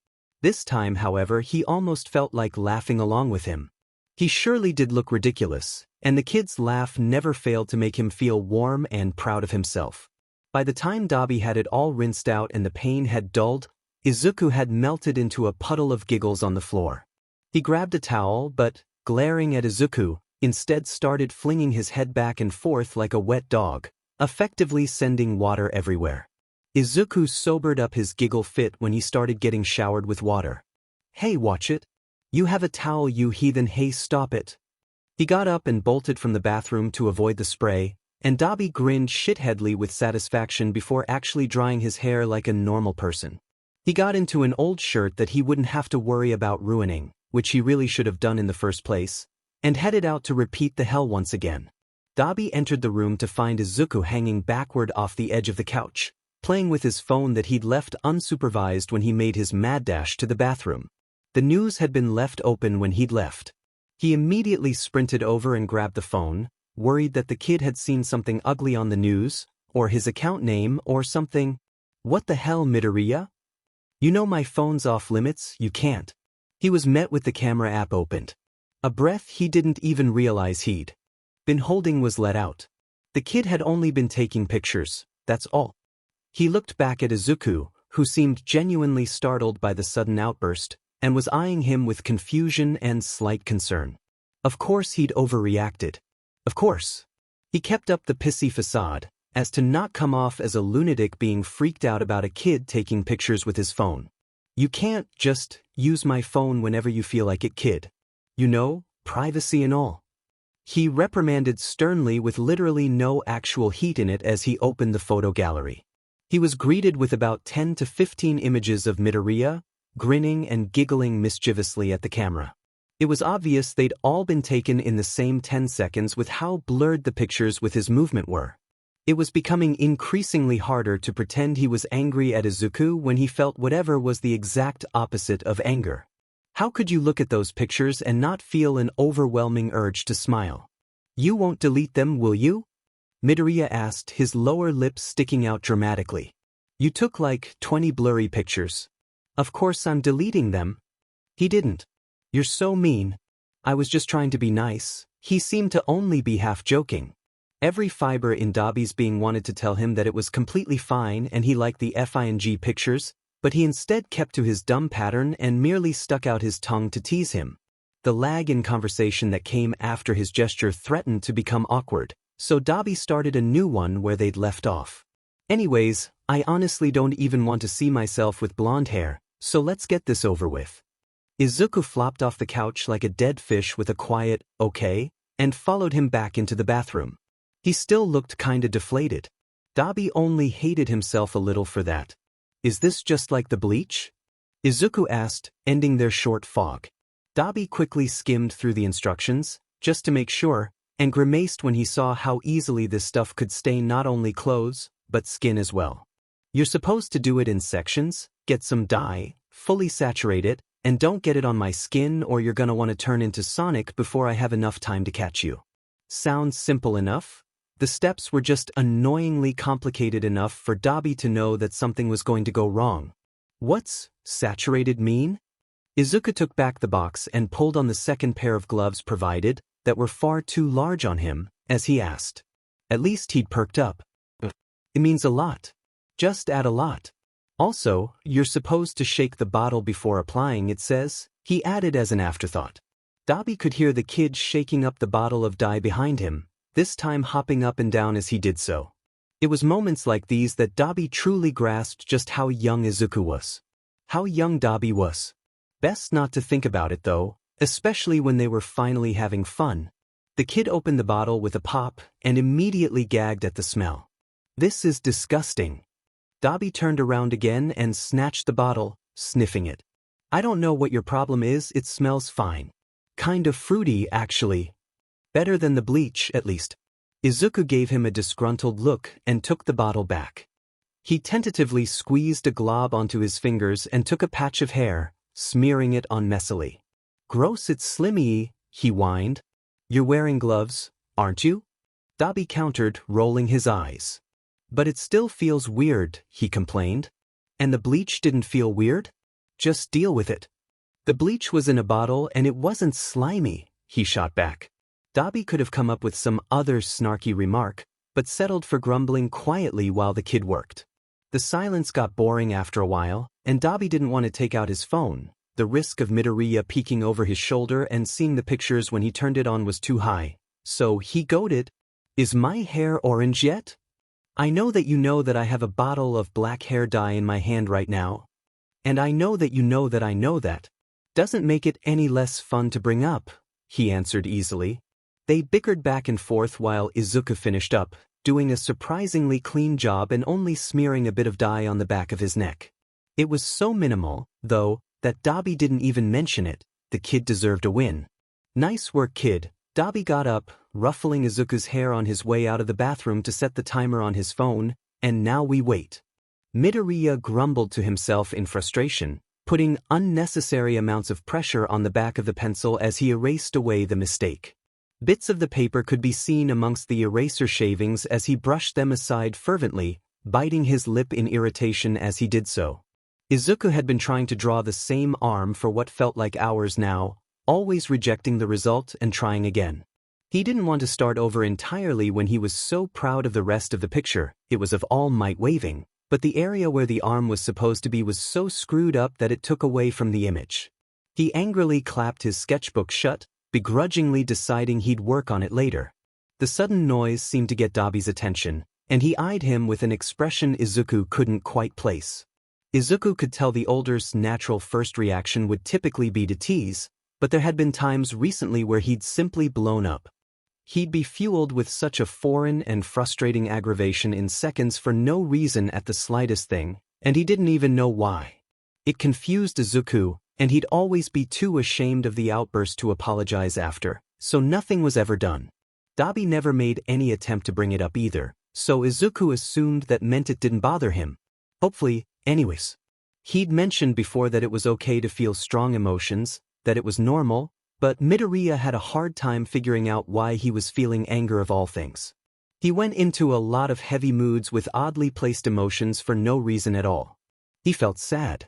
Not the "my ice cream fell onto the ground" sad, but the deep-seated hard to lift a finger and want to suffocate in your own self-pity kind of sad. The more he thought about it, the more miserable he got, so he tried not to, but it was so hard.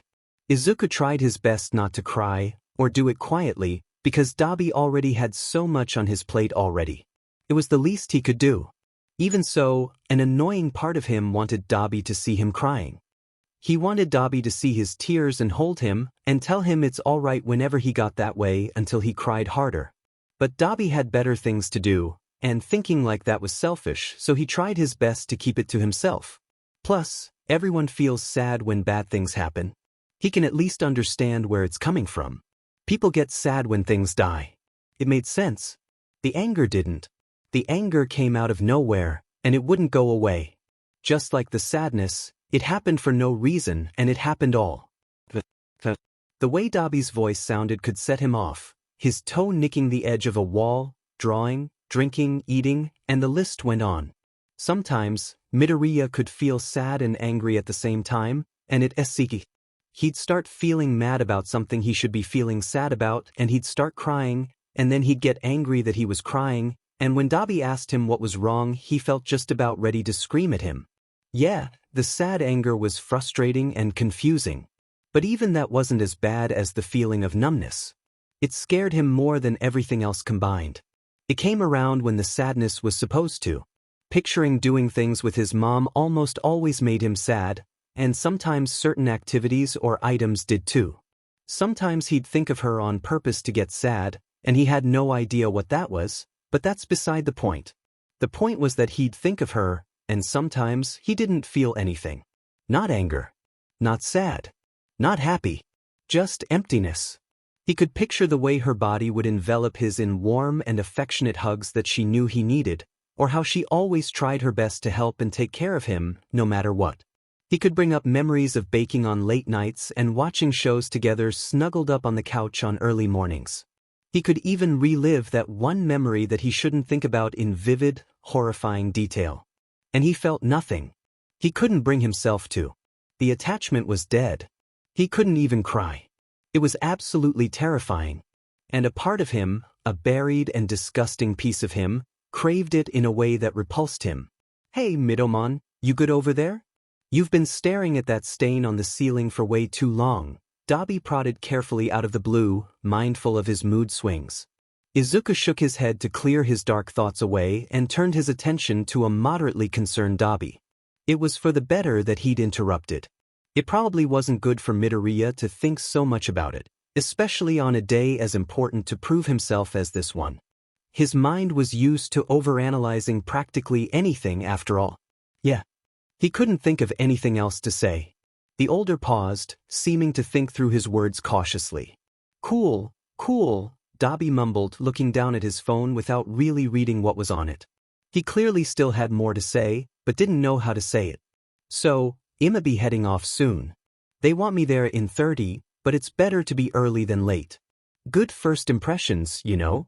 He said it casually, but Izuku could feel him scanning for any adverse reaction. As of late, Dabi had been trying to get as many job interviews as possible. Most of the time he didn't even make it past the resume. Even when he did, he'd fail the interview. Midoriya had a theory that he was doing it on purpose. That Dabi didn't trust that he'd be alright if he left for too long, so he made up excuses to leave. It was just a hunch, though. This particular job would be the first time Dabi left for nearly the entire day. If he actually stayed, that is. It was definitely a test to see how much he'd improved at being alone, and Izuku felt confident. He had a chance to prove to Dabi that he wasn't just a clingy burden. Or, at the very least, it was a step in the right direction. Yeah, sounds good, he answered simply, avoiding eye contact. And Izuku really was getting better in the being alone department. It wasn't an act he was trying to withhold. Brief PR dis around the residence were now a breeze since he knew Dabi was within yelling reach. Even being left entirely alone was easy in moderation, especially as long as he didn't dwell on it. Nothing was perfect though, and pressure still built up in Izuku's head the longer he was away. Dabi finally sat up and grabbed an old, but nice, jacket, slipping it on and storing his phone in one of the pockets. Remember, under no circumstances do you leave the subway station. I'll be back in about 6 or 7 hours with dinner. See ya then, kiddo. Izuku glanced at his wristwatch, a cheap one they got from the dollar store. It was almost 12 in the afternoon. That meant 8 hours in the confines of an empty room with nothing to accompany him but his terrible mind and no distractions. It's okay, just don't think about it, everything will be fine, just stop.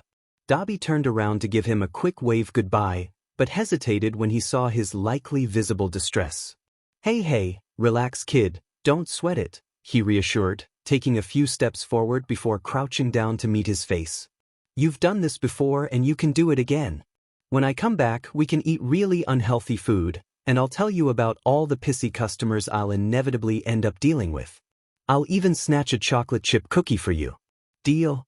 Luckily, Midoriya wasn't at the point of tears yet, but his voice still wavered when he said, Okay.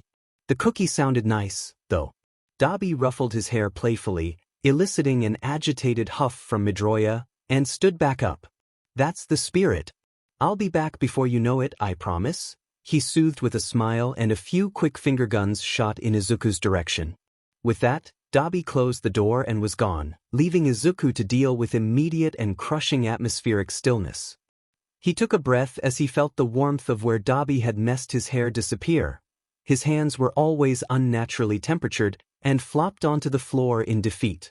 It was still high noon, but Izuku wanted nothing more than to sleep what remained of the day away until Dabi returned.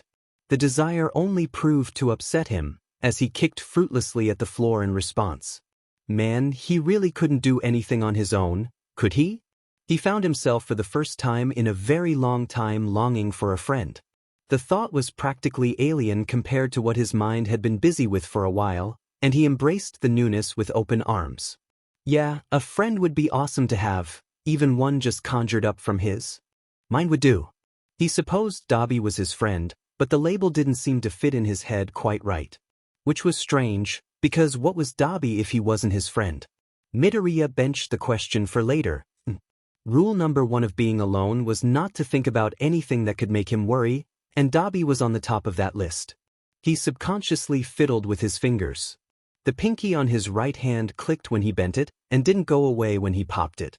He vaguely remembered someone in his class bragging about something similar, specifically having what she called an unopposable thumb that clicked in weird directions to make it look broken. Maybe this was something like that? Maybe if he knew it a year or 2 ago, he'd have made friends with her. Who knows? He doubted it. He noticed a tear slipping down his cheek and angrily wiped it away. There was again the angry sad that he hated so much. The heaviness and ruefulness he felt after that particular speculation was enough to convince him to transition to a new topic before he really got away from himself. He kept to the underlying theme of friends to make it fun, almost like a game. He didn't have many positive memories of interacting with classmates, he reminded himself bitterly, but then again, the world was bigger than his school. He remembered heading off to other playgrounds where kids his age that went to different schools would be. They always played with no quirks to make it fair, so no one needed to know that he didn't have one. It was very refreshing and fun hanging out with kids who treated him nicely. He even made a couple of friends along the way. From what he could remember, his favorite game was Spiders on the Ground, an activity where someone's the spider and everyone else has to try and not get caught. The spider had to close their eyes as they searched the structure for someone to tag. Izuku smiled at the memory of other children surprised and in awe when he managed to climb along the outside of the playground stealthy to avoid getting caught. He was always the hardest to catch by far. It was rare being praised by people his age, and the recollection of the sentiment still made him happy. He allowed himself to stew in this contentment until he got a glimpse of the neon orange of his wristwatch proclaiming it had only been 26 minutes since Dabi left. Midoriya gaped in disbelief at the time and did a double take, wishing the numbers would change. He wasn't even a seventh of the way through. He could hear his heart beating as clearly as if his ribcage was a speaker, and an uncomfortable wave of heat overtook him. His legs shook, and he sat up to latch onto them to muffle the tremors. He hardly had time to breathe before he was already drowning. Izuku wouldn't be able to do this, There was no way he'd be able to wait for 8 hours. How could he think for a minute he was ready for this? Why had he tried to convince Dabi? What was the point?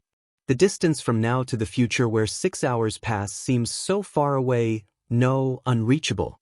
Izuku is all too aware of his heavy breathing as he felt his lungs grow smaller and smaller, needing more and more air by the second. His head pounded and screamed at him, needing to know what was wrong with him. Why was he like this? Why couldn't everything just be normal? It shouldn't even be like this in the first place. This was wrong. It was all wrong. Everything is wrong, wrong, wrong, wrong, wrong, wrong. The absolute, unmoving concept of time hung over him, making him feel small and useless and terrified as he felt his grasp on everything around him grow colorless and senseless. His watch constricted him like unmovable chains that were choking and suffocating him and filling his head with lines that went on and on forever. He desperately craved to tear it off of him as it was surely killing him with its unbearable tightness, but he couldn't find it in himself to move from the sheer force of how far away everything was and how his very soul quaked in nauseating and overwhelming fear. He tried his best to run away from it all and scream louder than the chaos booming in his brain. Was he really screaming? He felt like he was, but it all felt too big and he felt too small and frail because he doesn't have a quirk who will protect you now. Izuku somehow managed to pick out noises of distress that sounded small just like you, pitifully and irreversibly useless, and he clung to it against everything else crashing against him, because he knew it was real.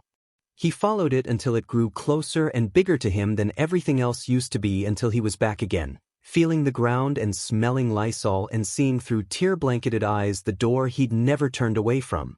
He took big, full, deep breaths, letting his body relax on the most uncomfortable floor ever as he sloppily wiped tears away from his concerningly hot face. His hand afterward met the back of his sweat-coated and equally hot neck to scratch it. He felt really itchy. He laid there for a bit, letting the cool air calm what was left of his nerves down a few more notches. He refused the nagging temptation to peek at the time. He wasn't that stupid. Although, he was beginning to question just how dumb he truly was after getting so upset over looking at a plastic watch. It hardly even felt like a big deal now. Honestly, he had no idea what was wrong with him, because something definitely was. The only thing that had changed had been that one thing that had happened. But nobody ever told him loss came with what he'd just experienced. A while passed on the exceedingly uncomfortable ground with nothing but stale attempts at positivity that hurt his throbbing head. Izuku knew he should get up and take some ibuprofen before it got worse, but he hardly felt like it. He gained the courage to sneak a peek at his wrist and was somewhat relieved to see that a little over an hour had passed. It wasn't much, but it felt like progress. The feeling was invigorating, to say the least, and gave him the strength to, finally, do something. He slapped his cheeks a couple times and shot up from where he had been sitting all morning, deciding he was going to do something productive with his new random and strange boost of motivation. Stopping and thinking of something he could actually do, he thought of what he usually did on days off from school. Truthfully, he'd never put much stress on after-school activities before, because it had never really mattered to him. If he wanted to, he could spend all day watching TV lazily on the couch. The understanding of those things being privileges he never appreciated before stung bitterly in his chest, but he refused to let it ruin his new mood. Putting a hand to his chin, he listed off everything he could think of that could work out. Drawing obviously came first as the most easily accessible task, but he couldn't start another sketch without knowing somewhere in the back of his mind that there was an all-might drawing that wasn't finished. Frustration was too much of a risk with how hard it was to get rid of. Maybe later, when I have less time to burn, he thought to himself. He remembered what he'd been reminiscing about earlier, and briefly considered finding kids at a playground, but crossed it out when he remembered how Dabi had explicitly told him to stay put. Of course, if he did leave, Dabi would never have to know, but the guilt of breaking his trust like that would be cripplingly challenging to deal with later. Next was cooking, which he didn't have any of the resources for. That was something he'd neglected to think about for the longest while. He missed it a lot for multiple reasons, and wasn't able to block out the emotions that came with it in time to spare himself the grief. He bit it back with minimal eye-watering and sidetracked to the next idea. The memories of cooking had brought upon a whole other category: food. namely how unhealthy it had been recently. He could hardly blame Dabi for it, especially when Izuku was the prime reason he was only just getting a job now, but that combined with his lack of physical activity had driven him horrifically out of shape. Not that he was ever really in shape, but he at least ate relatively healthy and stayed active enough to keep his small stature. Now, however, he had the beginning of a gut and zero muscles. In fact, backing up his point, his little runaway stunt had completely winded him and had made him extremely sore the following day. Izuku snagged his sketchbook, neglecting the half-finished All Might drawing and flipping to a new page. If he was going to do this, he was going to do it right. He scrawled "exercise plan" at the top and nibbled at the end of the pencil in thought. A year or two ago, Izuku had gone through a short couple-month phase of trying to work out and get fit. It had been the PRD when the bullying had first really started getting to him, but before he'd developed his tolerance. The school counselor his mom made him go to told him that exercise and staying active was good for his state of mind, and desperate, dumb Deku had hoped getting strong could make people like him. That letdown was a disappointment for a bit, but that wasn't the point. The point was that he had a general idea of what workout routine would work best in his scenario. Midoriya brainstormed rapidly, finally for the first time in ages putting his analysis ability to good use. He scribbled down new ideas and crossed out bad ones, creating a plethora of nonsense across several pages. Eventually, he was able to devise a messy and rough plan that would suffice for the time being. It could be expanded on later. For evident reasons, he was unable to do anything that required a lot of room or resources, so he kept to simple stuff. His list consisted of 2 sets of 10 squats, 15 push-ups, 35 jumping jacks, and 10 of those elbows-to-knee things he forgot the name of. He could come back and do the sets over again if he didn't feel tired by the end, which he predicted he would. Izuku tore the paper out carefully, wishing he had tape or at least tacks to put it up on the wall, like the people in the movies did before they did their own epic training, but the tabletop could work for now. He pushed a few random articles from the biggest floor space in the room and began his regimen. Eager to start, Midoriya skipped the stretches and got cracking, thrilled to actually do something productive for once. That innocent excitement lasted about 7 push-ups in, and then shriveled up and died. He quickly learned that he was way more out of shape than he thought he was, and working out wasn't nearly as inspirational and fun as epic movie training made it seem. His limbs screamed at him with the strain, and he soon became coated with another layer of sweat. However, despite this, he was still determined to at least meet his original goal of finishing the set once. A few hours later found him lying on the bathroom floor with a tapwater-soaked towel wrapped around his body. His arms felt unattached and noodly from the push-ups, and his legs ached dully. His stomach, however, had received the brunt of the project. It was painful using it to sit up or down and hurt as if bruised when touched, so he used his now pathetically exhausted arms to laboringly force himself off the ground. Izuku noted that he smelled absolutely nasty, but the routine had been more or less a success. Of course, it had been strenuous as hell, but giving his old school counselor credit, he felt a great deal better than he did before. If anything, the soreness only added to his motivation to get stronger. Looking at his watch once again, he was proud to see that there were only 2.5 hours left before Dabi returned, and he grinned happily. Sadly, the proudness was interrupted when he caught another whiff of his BO and gagged. Yeah, he should probably take care of that first before he took to a new activity. Entering the bathroom, he paused for a bit to appreciate how far it had come since their arrival.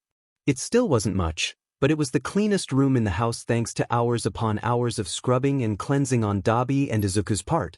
They'd even acquired an adjustable hose from a supply store to turn the area of the room with a pre-built drain into a makeshift shower. Only problem was that the water temperature only had one setting, literally freezing. On most days, Dabi would stay in the bathroom for a while with his quirk in use to heat it up enough for the cold to be less gruesome, but for now his only option was to grin and bear it. This plan also didn't last long, because the frigid temperature was only bearable for 10 seconds before he had to jump out and throw a towel over himself, shaking violently. He settled for wetting said towel and scrubbing himself down as an alternative to wash the sweat away and rid of the awful smell. It wasn't like he needed to be peachy clean or anything, he'd just taken a shower the night before. He got dressed into more comfortable clothing that he could sleep in and wandered back into the main room, grabbing a bag of chips and his abandoned sketchbook and pencil along the way. Izuku sagged snugly into the couch, feeling exhausted, but in a good way. He was used to feeling tired nowadays, but it came with a lag and lack of motivation.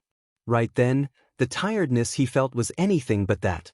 He was filled with determination not to mope around despite the sleepiness, and suddenly wanted to finish his all-might drawing. He shoved a handful of chips into his mouth and wiped the grease onto the fold-over before flipping to the right page and surveying the drawing. The damage done was pretty irreversible, enough so that one more slip-up would tear through the page. That was fine though, it only meant Midoriya would have to get creative. The page was almost definitely unsalvageable with how much of it had been aggressively erased, so attempting to drawing over it, even if he did it right the first time, would be futile.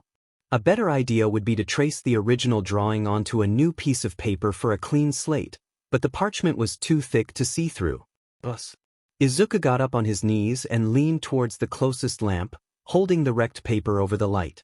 But it was far more see-through than it was before, and the line art stood out boldly.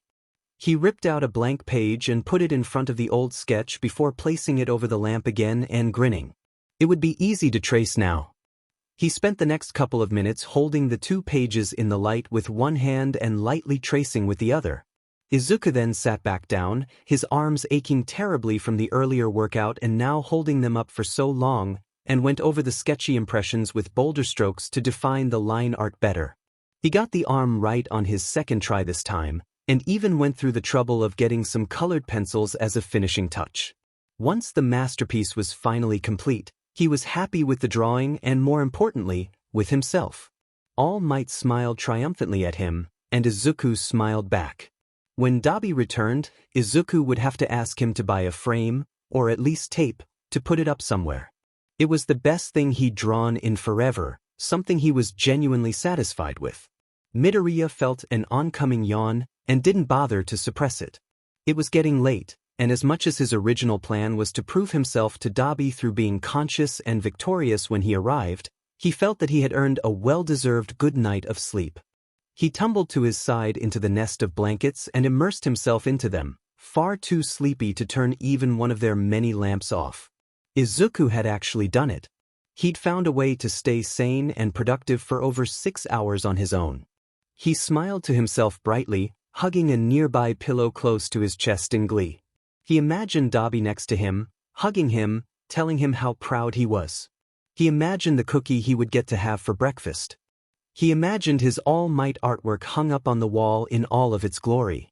It was these things that Izuku finally drifted off to sleep, beaming softly to himself. Dabi was FANG done. Dabi was done and tired and ready to quit, except he couldn't sew at Isigi and he wanted to lie down at home but wasn't even out of the goddamn building yet. He threw his apron into the FANG apron pile or bin or whatever, checked out, said a few insanely half-butted and mostly mumbled goodbyes, and got the F out of there. It was later at night, past the usual people getting out of work rush hour, although he supposed it didn't really matter since he didn't have a car, but there were still less people giving him weird looks on the streets, so there was that. The sunset had already disappeared beyond the horizon, but the sky wasn't yet at its peak darkness, and moonlight lit the city up nicely. It was almost a full moon. How quaint.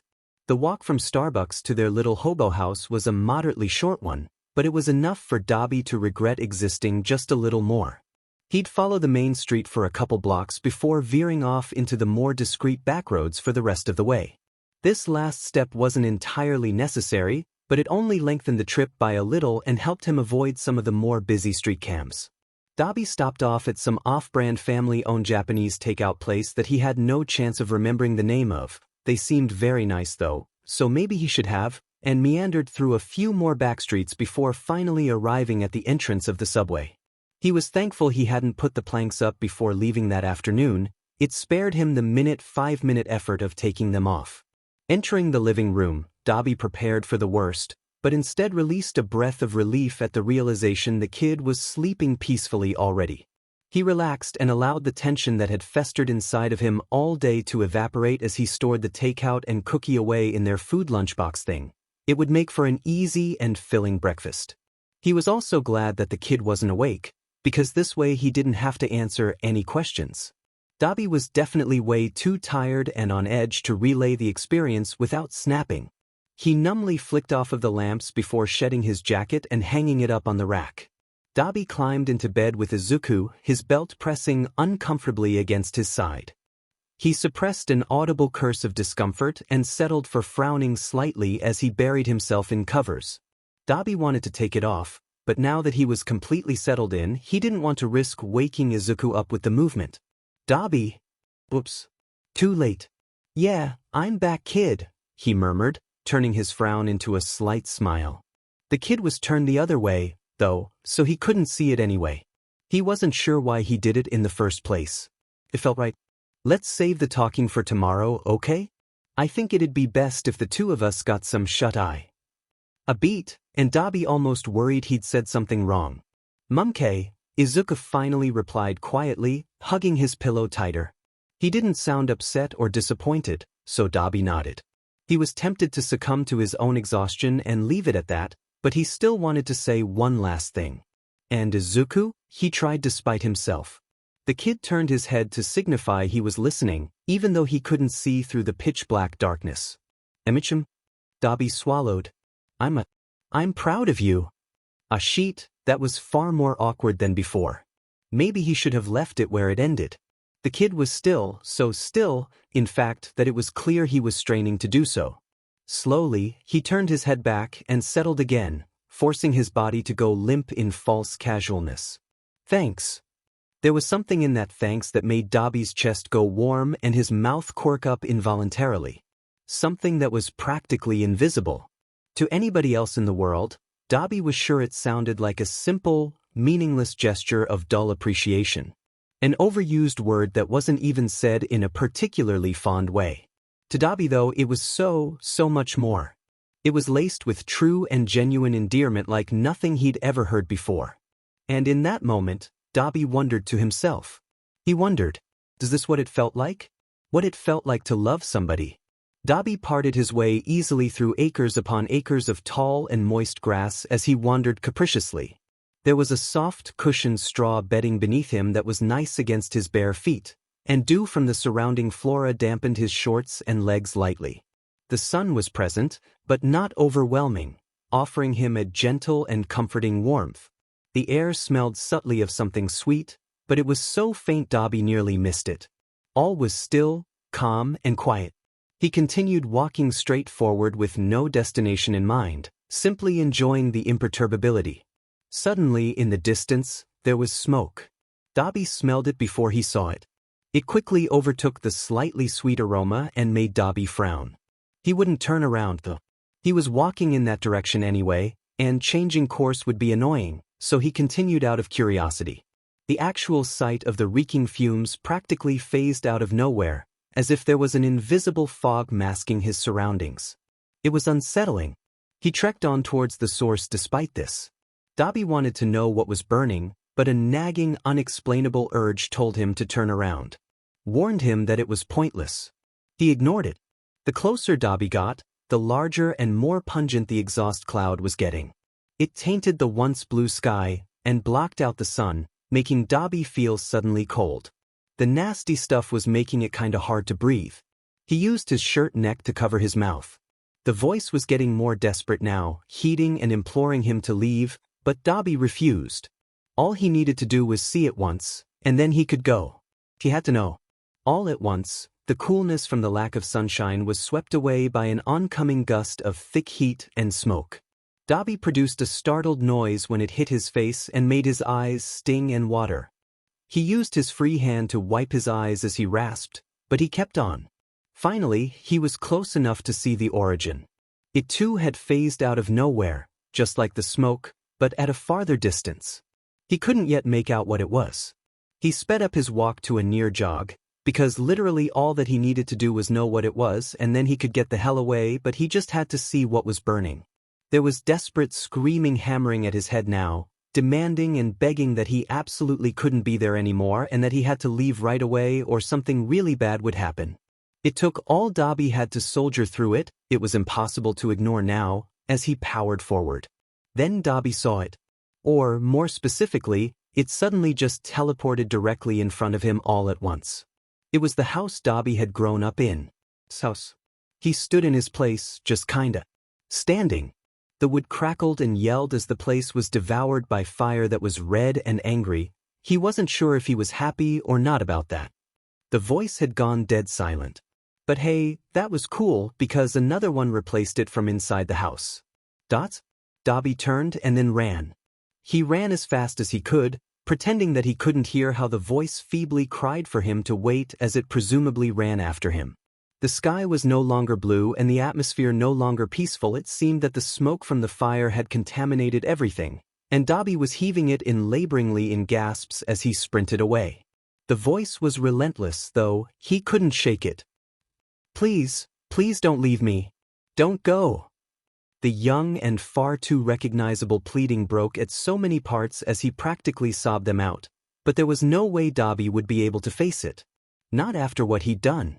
The once clear meadows were growing thicker and harder to traverse as he escaped. Twigs dug and scratched him all over his legs, and he could tell that his feet were bleeding from the copious amount of thorns he was stepping on. He wasn't running anymore, moreover just trying to hopelessly tear his way through the dense thickets. The voice was closing in on him. The storm raging around him was drowned out by the drums in his ears and his ragged breathing as fear got a hold of him. He wouldn't turn around. He couldn't turn around. A small, shaking hand was placed on his back. Don't. Please look at me. He couldn't. He couldn't do it, not after. Look at me, the voice all but screamed suddenly, its bravado dying off towards the end into wet hiccups. So Dobby looked at him. He turned around and he looked. He didn't see who he thought he would. He didn't see who matched the voice and its crying. He saw Izuku. He looked dreadful, wheezing and panting with an overabundance of raw emotions clear on his scrunched-up and snot-covered face. Then, before either of them said anything, what could Dobby even say? He started screaming a shrill and terrifying scream. Dobby came awake in the dark with a small gasp and a rapidly beating heart, blinking. He was relieved for about a split second when he identified his location, Finji's stupid trippy but nightmares, but then his groggy and impossibly slow brain also identified that the screaming was in fact still happening. Holy sheet, he tussled with the blankets, his brain already going on overdrive. The instinct to activate his quirk in response to his panic was so strong and powerful, he had to bite down on his tongue to keep it under wraps as he turned to the source of the screaming, which was, of course, a flailing Izuku. Dobby's shaking, useless fingers tore the last of the blanket off of himself, bringing himself to the kid's side. He looked incredibly frightened, and even Dobby's attempt to wake him up through a gentle-ish tug of the arm resulted in a frantic and terrified squeal. Throughout all of this, his eyes remained shut, although the shape of his iris could be seen darting around the room even through his eyelid. Dobby had vaguely wondered before this if, or when, the kid would start getting nightmares. Frankly, he was surprised it had taken this long. They hadn't taken this long to appear. However, even to Dobby, who had seen and had his fair share of nightmares, this was a bit intense. The only time Dobby had seen someone react even close to this fiercely was when they were having a really bad nightmare, and even then. He heard Izuku make a small squeaky noise that sounded painfully like a cry for his mom, and that was the final straw. Dobby shook him none too gently, barely even able to refrain from slapping him awake from the building panic rising inside of him. Somehow, it did nothing. Izuku continued lashing out and crying. Was it something more than a dream? Was he in, like, a coma or something? And if he was, oh God, if something really awful was wrong, they wouldn't be able to seek professional medical attention. Not without revealing his name, or Dobby's, or anything. If the kid got hurt, ever, they would be royally and fully f'd. He shook the kid's small frame with a brand new sense of fear, possibly, but hopefully not, giving Izuku bruises with his strong grip. Wake up, kid, please just wake up. He had to remove his left and dominant hand from the kid and shake it for a second to avoid actually burning him with how hot it was getting, but he continued harshly prodding him with his right side to make up for it, but it just wasn't working. Finally his eyes opened, and the screaming ceased as he stopped squirming all at once, almost unnaturally so. His breathing audibly shallowed as his eyes fluttered open, looking startled and a bit confused, but otherwise fine. Like, completely fine. Like, why did you wake me up? I was dreaming of sugar plums, Santa and God the Father, Son, and Holy Spirit, kind of fine. What the F dash? Dobby, what's going on? Is everything okay? He asked sleepily while rubbing at his eyes. He didn't look the least bit shaken up or even fazed like Dobby expected a kid would with what he assumed was a nightmare like that. What the F? The hell you mean, is everything okay? And okay, maybe he was just overreacting a tad bit, and he really should get a hold on his swearing better, but it wasn't like it was unjustified. Izuku was losing it like he was literally actively on fire. Dobby prayed that he didn't somehow accidentally fulfill that metaphor, and now he was just 100% a-okay and Dobby was the one acting out? No, Surafanjiri. Izuku looked even more confused and a little frightened when he meekly replied, "What do you mean?" He stopped rubbing his eyes as they widened with something akin to realization, and his posture changed to a more shameful one. Dobby waited for an explanation as he calmed himself down, still shaken up from his own dream and heart still beating out of his chest. "You can calm down now, you a moron. It's fine now, everything's fine, you're fine, chill out." He reminded himself stiffly, focusing back on the kid. I get, night terrors, sometimes?" He asked feebly as if it was a question, playing with his hands again and looking away. He looked ashamed, so Dobby didn't push him, even though he sorta wanted to. "Oh, that you?" he squeaked quietly. Dobby answered the implied question. "No. I've never heard of a night terror." "Mind, filling me in?" he grilled softly, leaving it very open for a maybe later or flat out no. Kid did a quiet gulp, focusing on his entangled hands and carried on. "They're kinda like nightmares, but I don't remember them when I wake up. I had them a lot, before." He hiccuped at the end and oh Christ, now he's crying. Hey, don't worry about it, it's okay, he comforted awkwardly, his posture deflating at last. Wrong choice of words apparently, because he was sobbing now. Fuck. Dobby wrapped his arms around him like he'd done countless times before, and the kid, although rather hesitant at first, welcomed it wholly. He rested his chin on the kid's quivering head and sighed deeply. "I'm as sorry for waking you up." Izuku sniveled miserably into Dobby's chest. Another, deeper sigh. "Don't be. I shouldn't have gotten so angry at you. I was." He fished for a word. "Not worried," the kid supplied easily. Dobby's breath hitched for whatever FNG reason, but he covered it with another deep breath. Yeah, I guess, yeah. Not the word choice Dobby would have used. On edge, or terrified, would have done the job, but yeah, worried. It worked too, he guessed. They waited for an untraceable amount of time on their couch bed for Izuku to rile back down whilst Dobby's stupid but brain was still deciding if there was danger or not. "You don't have to be embarrassed or anything either. Kid, it's nothing to be embarrassed about even a little bit." He tried quietly into Izuku's weirdly greasy hair. "Didn't he shower like yesterday?" He responded with a wince and a mumbled, but very sad and genuine apology. Dobby responded to that with a long and drawn-out groan. "Kid, oh my God, would you stop that already, Christ? Why are you even sorry?" He nuzzled further into Dobby's shirt and sniffled a bit. Despite himself, Dobby chuckled airily. "We're going to have to work on that then." Silence. "And don't say sorry to that. It's fine, and it doesn't bother me, but okay it does, but I'm not angry at you or anything. Look, alright kid, what I'm trying to say is you shouldn't apologize for things that aren't your fault. Apologizing is important and all, but you don't have to be sorry for any slight inconvenience you cause to another person. It makes you seem small and insignificant, like you're less worthy than they are to be there, be human, and you're not. Frankly, I think that you're probably more worthy than most people.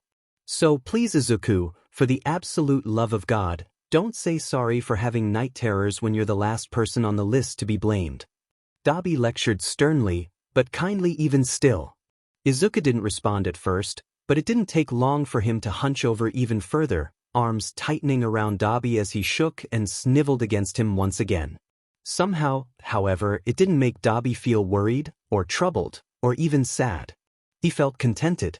Dobby rubbed soothing circles into the child's back as he hummed words of comfort into his hair-obscured ear, mouth upturned slightly. This was progress. This was progress, and they were going to get better. Opposed to what one might assume, the rest of the morning had gone pretty smoothly, at least in comparison to how it had begun. Breakfast had been served in all of its glory as shittily warmed-up leftovers, as per usual, and they had eaten quietly together on the pullover. Saw a good-looking sofa couch chair thingy over at Dagoba Beach a while back. Decent condition too, not even that dirty, probably hasn't even sat there for that long. I can take you there to check it out tomorrow, or even today soonish if you're feeling up to it, Dobby asked through a mouthful of noodles that were surprisingly good, even after being left uneaten all night and warmed up in the most primitive way possible, his quirk. He chalked it up to a mixture of the takeout place actually being okay, and his potent hunger. Izuku shrugged mid-chew. Muff? Maybe Tamura? He answered through a mouthful of food.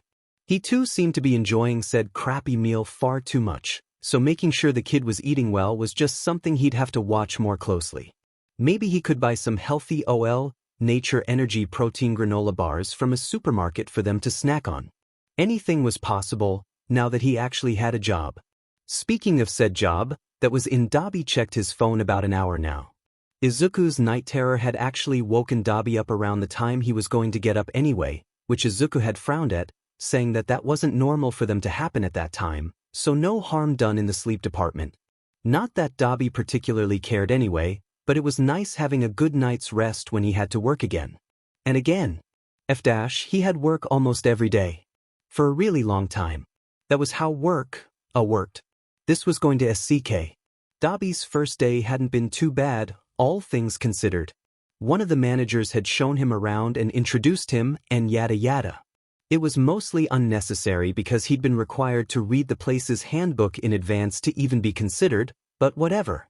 He'd gotten exhausted enough anyway from just meeting new people in general, something he hadn't done in such large quantities in a very, very long time.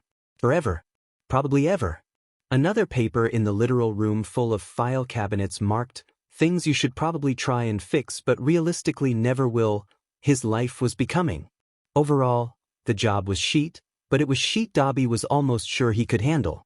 Plus, whenever he had even the slightest will to quit, all he'd have to do is think of Izuku and he'd be back at it in no time, easy peasy. If only it could actually be that easy. Dobby grabbed the kid's plate and stacked it over his own to clear them in their bathroom, washroom, washing machine, kitchen, storing area.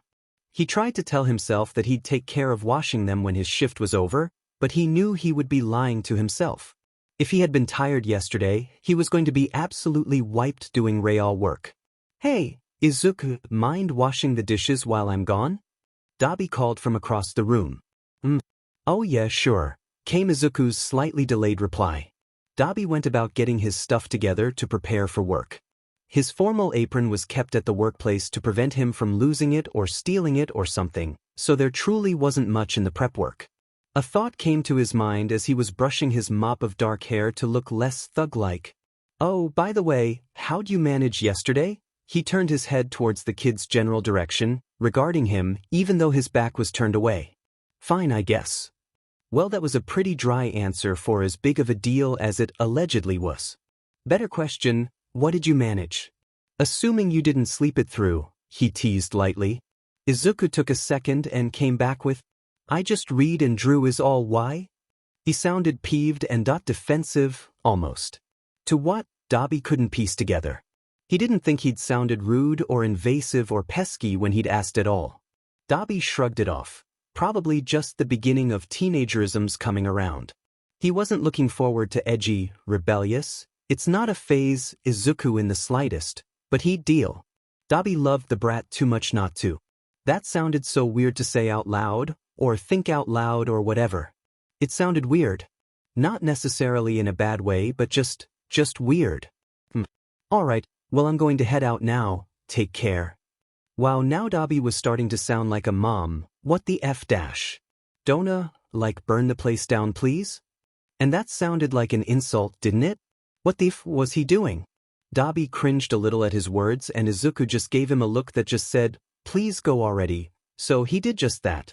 Shutting the door, he skirted through hallways, up abandoned staircases, and back into the public. A quick 10 minutes or so had Dobby standing in front of one of the most cliché and cringeworthy item on the block. The green and white logo practically mocked him, so Dobby accordingly flipped it off with both hands in a double bird. Starfangy bucks. He lets out a sigh that was worthy of being documented as a soundtrack in a sitcom, and promptly made his way towards the back door. He ran into another nameless coworker on his way, and they go in together, not sparing any pleasantries. Evidently, he wasn't the only one working there who didn't like to go through the hell of socializing, especially since his shift up ahead would be full of it. Hanging up his coat and tying his apron around his waist, he mentally prepared for a long day of suffering. Since he was a newer employee and had never worked an espresso machine, he was on the register full-time. That meant he dealt with customers all day with very, very few hiatuses. Fun. The worst part was that his very first break was 3 FING hours away, and he had no escape from talking to people who don't know the definition of an easy order with no foreseeable leisure time in the near future. Sure, he was briefed and told to memorize the menu to make checking people out easy, but why the F does someone need to order a skinny vanilla latte with 35 pumps of caramel sauce plus matcha and whipped cream? Do they have any idea how long it takes to ring up all that sheet via a tablet with lettering so small he would accidentally delete entire orders through a single slightly misplaced tap? What the F is that person's everyday life if their coffee order is that complicated? All completely valid questions that Dobby fretted he would never have the answers to. Getting his mind back on track, Dobby clocked in and replaced the girl who was previously at the register, ending her morning shift. She looked like she hadn't gotten sleep for 3 days, and if he was being totally honest, she probably hadn't. Even through the dark complexion of her skin and what was likely several layers of makeup, her heavy bags stood out like black on white. As she passed him looking already quite zombie-like, her half-lidded eyes met his for a moment, but their message was read loud and clear. Get out while you still can. And so forth began the 8 words that would haunt him for the next however long it took him to get fired, and maybe even to his grave. Welcome to Starbucks. May I take your order? When it was close to the time of his long-awaited first break many agonizing hours later, Dobby was ready to lay down on the dirty, sticky floor and fall asleep right then and there. He wasn't even halfway done yet, and his legs were already sore just from standing for so long, his brain already running on reserves from having to remember and record so many orders. It was in this stage of just counting down the seconds until he could just sit in a chair and nap for a bit, when one of the higher-ups on the coffee hierarchy approached him. Despite the drained mood that seemed to emanate from every employee in the building, this guy seemed completely unaffected with a spring in his step and a real, but annoyingly large, smile on his face. Why yo, new kid. Dobby paid his head to pay further heed to the guy. He'd introduced himself earlier on in the day, but Dobby had entirely forgotten his name, probably because his brain was trying to clear space to keep the orders somewhere. He looked like a Chad though. At the acknowledgement, the dude only seemed to glow more, bothering Dobby further. Yep, definitely a Chad. Yay. There's a much-needed cleanup in the bathroom. Can you take care of it before you go on break? Restock the soap while you're in there, he ordered as he turned to leave before Dobby could so much as mutter a word of enraged protest. Dobby physically refrained from screaming, and prayed to all that was holy that he would ask someone else while he finished up this customer. To add to his list of suffering, the customer he was dealing with had been deciding if they should get their friend a cake pop or a brownie for far too long, along with 2 already fixed coffees starting to get cold. And yeah, Dobby had wanted to tell them to kindly screw off because if they had wanted to get something along with their drink, they should have said so before, but his polite inclinations had no effect. He was about to throw the register at them before they decided to not get any side dessert or coffee for their friend at all. That's just a D move. Who the hell does that? Who the hell enters a Starbucks to get their friend a motherfucking drink, waits in a 20-minute long-ass line, takes 5 solid minutes to decide on said drink, orders, takes 5 more minutes to sneak in dessert, and then cancels half the order at the very last second? Have they no honor? No shame? No decency? Dobby mumbles lowly under his breath once his back is turned to the probably 12 or 13-year-old little girl as he tosses the perfectly good drink away. Age didn't matter in such things, such atrocities. After ringing up the a-hole in the My Little Pony shirt with a hissed, "Have a good day," he nodded at another worker to take his place and started a slow gait to the cleaning closet in the back. After getting the needed supplies and a pair of gloves and a face mask, he made his way to the bathroom and mentally prepared to block out the images of what he would inevitably have to clean up. After nearly throwing up twice, he put back the supplies with a shiver, washed his hands raw, even though he was wearing gloves, went to take his break, and grabbed a day-old pastry on his way out. I wonder how Midoriya is doing. He thought as he finished up the final godly bites of his muffin. Maybe he's drawing or some sheet. Or crying. Hopefully he's not crying. Dabi became suddenly pensive as he reminded himself that the brat truly was all alone back at home, nobody to comfort him and tell him that it was okay to cry. Don't worry about it, okay? There's nothing wrong with you. He'd never even been told what the kid did to keep himself occupied, and he knew there was more to it than just drawing and reading. I really hope he's okay by himself. He chucked his muffin wrapper at the trash bin and missed. Sighing, he went out back and leaned on the back entrance to get some fresh air. After lazing about for the majority of his 45-minute-long break, relishing in the glorious sensation of being able to sit, he went back inside to continue his work among the Satan spawns of the underworld he had to serve coffee to. One thing Dabi actually did enjoy about this job, though, was serving all the thoughts in high school ordering their 90-syllable long drinks to post on Snapchat or some sheet, and putting the receipt sticker directly on the logo of the cup. Seeing their aghast face that someone would dare mess up their Instagram post was honestly the best part of working the register, but Dabi supposed it was the little things in life that mattered the most. It was nearing 15 minutes left of work when a middle-aged lady, around in her 30s, met the front of the line. There were two little boys who both appeared to be the same age or maybe a little bit younger than Izuku clinging to the pant legs of the woman, who Dabi assumed was their mother. Her order was prestigious, as most drinks usually were. Obviously, explaining to her that they didn't have 1.5% milk fat on the premises was a hassle, but it otherwise went fine. That is, it went fine up until she came back. The lady, whose name Dabi had already forgotten, was cutting the whole line, entirely oblivious to the disgruntled stares and mutters of disbelief. Excuse me. She shoved her orange-painted nails into Dabi's face to get his attention from the customer he was currently in the process of serving. Her two children behind her were now shoving one another, bothering the customers even further. Ma'am, if you need something you're going to want to talk to someone who isn't. Thank you, it will just be 1 second, she butted in, her arms now on her hips. So, she cleared her throat and Dabi shared a glance of shock with the poor customer he'd been in a conversation with. I'll make sure to make this very quick, I have a PDA meeting to get to and it's very important that I'm not late.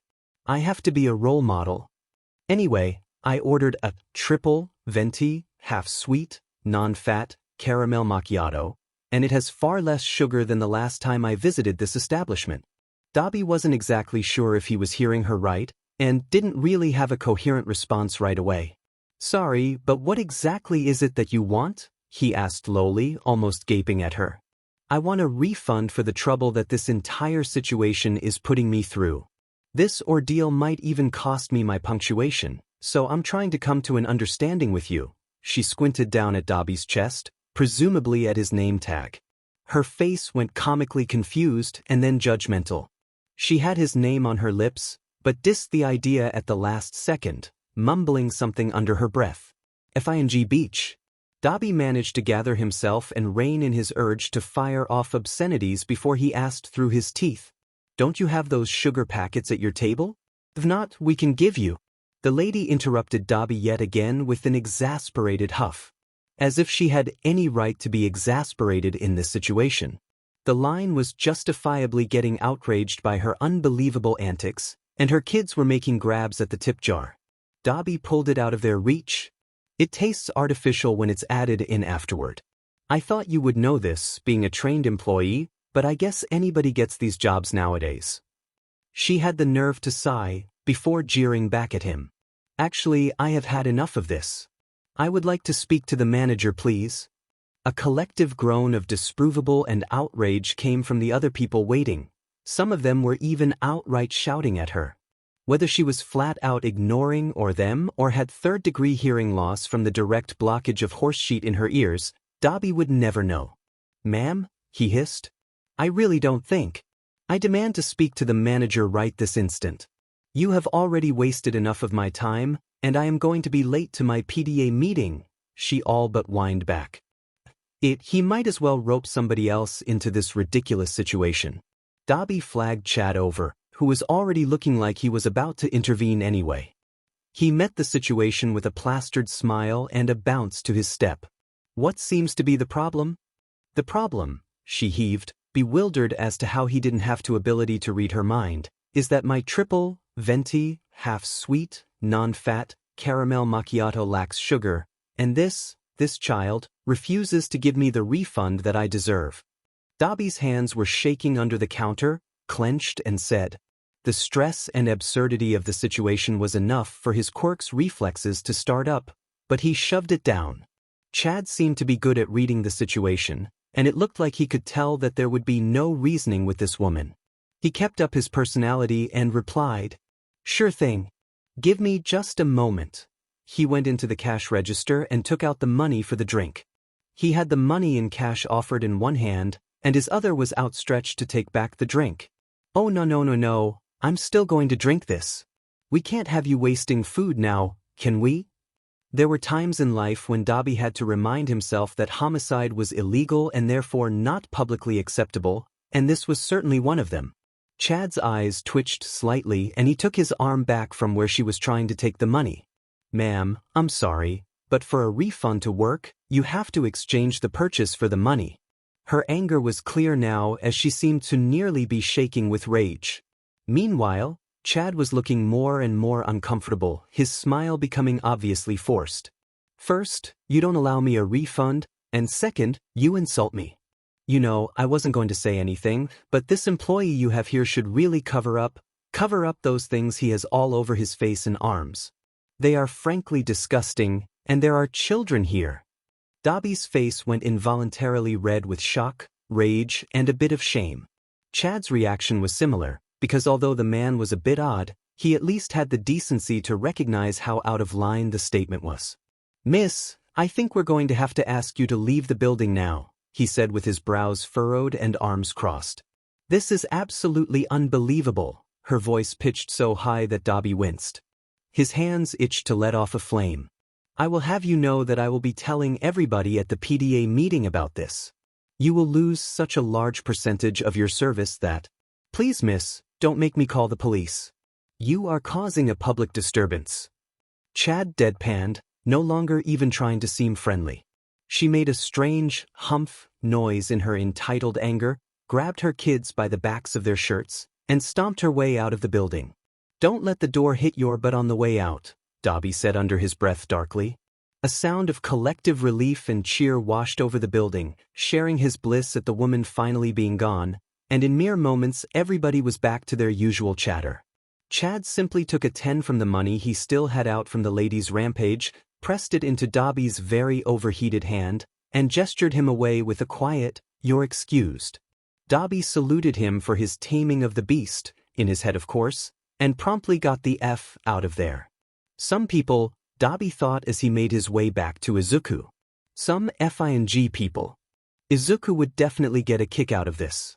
As soon as Dobby left the room, Izuku released an airy breath of relief that he'd been holding ever since their early morning conversation. It had been an in-the-moment decision, not telling Dobby about his new training regimen, and he was only vaguely sure why he was keeping it from him in the first place. He simply hadn't liked the idea of saying that he'd been working out. For some reason. Whatever the cause was, it was making him feel jittery and tingly.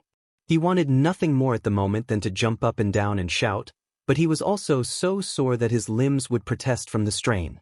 They were already heavy and lead-like. Rubbing circles into the painful areas was only a small solace to the aching. Even still, the desire to be moving was as active as a beehive in his brain.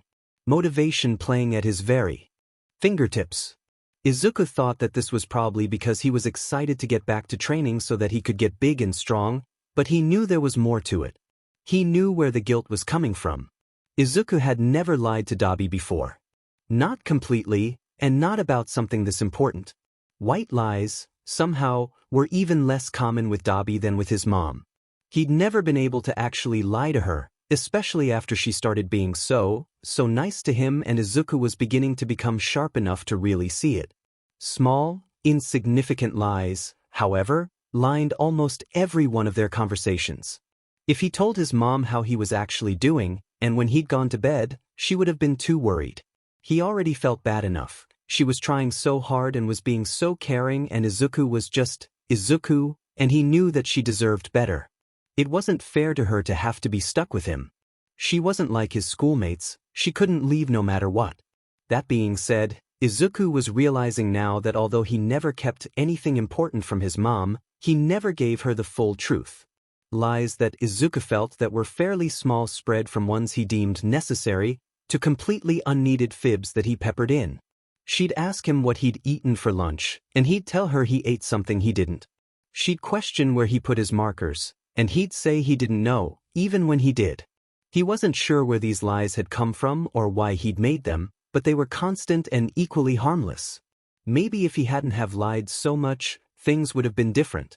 If he'd been, better, then she'd be with him. The pit in his chest thrummed.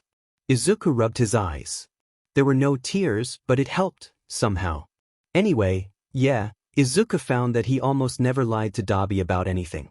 Which he didn't understand, because it wasn't like he trusted him more than he trusted his mom, right? Right? No, Izuku didn't think so.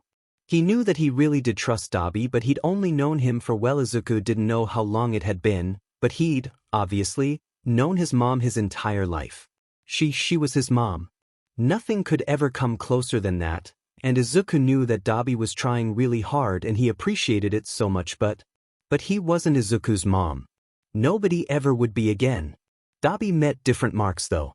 Everything seemed to be open between them, and Dabi made Izuku feel safe. Which was also weird, because never in Izuku's life had he been less safe than he was now, but the comfort still stayed. It was probably due to Dabi's quirk, which gave off a very strong and fierce aura, while at the same time warm and protective. What else could it be? Izuku was quirkless, so he'd never been able to defend himself. His mother's moral support was comforting, but it had never been there to physically protect him from his classmates and their shoves and kicks. Dabi was strong though, and Izuku knew that he would never let anybody lay a finger on him. Of course, right when Izuku stopped attending school was when he actually had the protection he'd always craved, the brother he'd always needed. Wait, brother? Izuku mentally backtracked, stopping his hands from the fidgeting he didn't even know he was doing. Dabi kinda was Izuku's brother. Not actually, they weren't really related, but it somehow mattered less than he'd thought it would. This entire time, Izuku had been trying to compare Dabi to his mom. That was impossible. That was obviously impossible, but brother fit surprisingly well. It felt right. Izuku's face heated involuntarily. He'd never actually be able to call Dabi his brother though, duh. Even the thought of referring to Dabi as such a word made Izuku become flustered and sheepish. The label would stay in Izuku's mind to make things less confusing for himself, but he never had to usher it out loud. That would be dumb. A quick head shake did well to rid his nerves from imagining embarrassing scenarios where Izuku called Dabi brother, as he got himself back on track. Okay, what had he been thinking about again? Lying? Lying. That was what had started his dive into labels. The topic change turned his blushing into the previous jitteries as his legs kicked back and forth at the edge of the couch. He'd always been one to stick closely to the rules. His mother said they were there for a reason, but now he was starting to grasp why kids like Kaken always seemed to be okay with or even enjoy breaking them. Izuku wondered if he should start his daily top-secret workout now or wait till later. He shrugged a bit to himself, it wasn't like he had anything better to do, and decided to get started, pulling his regimen out from between sketchbook pages where he'd stashed it. Dabi didn't seem to notice, or at least remark on the furniture being moved, so he shoved over the coffee table a bit and went to work. Izuku began with push-ups, his arms being somehow the least sore of his limbs. His initial plan had been to do 30, but after 2 segments of 5 he was already shaking like a leaf, and had to break his small segments into even smaller ones. Frustrated that he couldn't even get a third of the way through his goal, he pressed forward onto sit-ups, which were equally, if not more hard, which only made Izuku's irritation and disappointment grow. Moving on to the easier sets, such as squats and jumping jacks, Izuku decided that maybe he'd set his goals too high. The soreness was really killing him, making his muscles strain to tense and untense. He also needed to find a way to get his legs in shape, because the few times he'd run around the room definitely hadn't been enough judging by the lack of tenderness. Izuku trained his eyes on the opening leading off to the opening off the subway. Maybe. No, Izuku couldn't do that. Dabi had been very clear about the rules so far, and although it was a bit hypocritical to be a rule-following advocate when he was literally in the process of breaking rules, leaving the subway felt too extreme. It had gone terribly last time, and that was months ago now, probably. Izuku wasn't stupid. He saw that Dabi had looked really sad and scared. He'd also been looking for him outside in the night air for a while, since Izuku felt him shaking lightly against him when they hugged. Weird, since he thought Dabi had told him he couldn't get cold. He didn't want to see Dabi, someone who seemed unbreakable and courageous, afraid like that again. Didn't want someone to hurt just because they cared about him, which always happened. It stung to even remember, so doing it again was a bad idea. Plus, they trusted each other. Or at least, Izuku trusted Dabi. Breaking that trust definitely was a step too far, no matter how much Izuku craved to do some long-distance running. He settled for running around the room until his upper legs and, weirdly, shoulders started protesting at the strain, and he took a sit-down on the floor, tasting salt in his mouth. Working out proved to be easier written than done, just barely finishing 15 sit-ups, thighs now throbbing after only 25 squats. He had to sit down before going into his second round of jumping jacks. He checked his clock, still another hour until Dabi got back. Izuku groaned. These were supposed to be easy, simple exercises, and he was barely going through the motions, already completely spent. He wanted to go outside because that could certainly solve some of his issues, give him some fresh air at least, and Dabi would never actually need to know as long as he got back in time, but no. Bad idea, remember? It wasn't worth it. He had to keep that in mind. Izuku tried to ignore the voice in his head telling him that he needed to continue, that he needed to get stronger so that he didn't have to be weak and useless anymore. The voice sounded suspiciously like Kaken, and hit just as hard. The accusations had a tough bite laced inside them, and minutes later they had Izuku thunking down on the bed like an IKEA bag full of bones. No more motivation, only the pull of gravity weighing him down. "I'm sure I'll wake up and clean up before Dabi gets home," was the last thing he slurred out before his eyelids closed and he knew no more.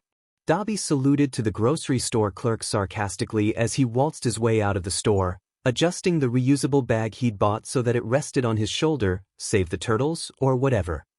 The generous wad of yen Chad had pressed into his hand after dealing with the devil herself had been put to good use, and Dabi had decided to put it towards healthy food that wasn't takeout for once. A real shocker, he knew, but it definitely wasn't responsible parenting. Still weird, pumping your kid full of chemicals and chips. He hadn't really planned ahead upon entering the place though, so he'd left with a bag of those baby carrots, snap peas, and grapes. And of course, no way to store any of them. Whatever, he could just stuff Izuku full of nutrients right away. If they could both finish them in 1 or 2 days, it'd probably be fine, unless the grapes magically turned into wine overnight, which sounded crazy, but what did Dabi know about the fine art of alcohol? Dabi had also taken his time out to restock on paper towels and toilet paper, which Jesus Christ went by fast. Next big item on the ever-growing list, mini fridge. If possible, one that magically ran on batteries. Oh, and while he was at it, make it teleport into the subway station right under the Christmas tree next to the winning lottery ticket and puppy. The world owed him and the kid that much and more. He caught a quick glance at himself as he passed by a storefront window, before looking away and unconsciously ghosting his hand over his light pink skin.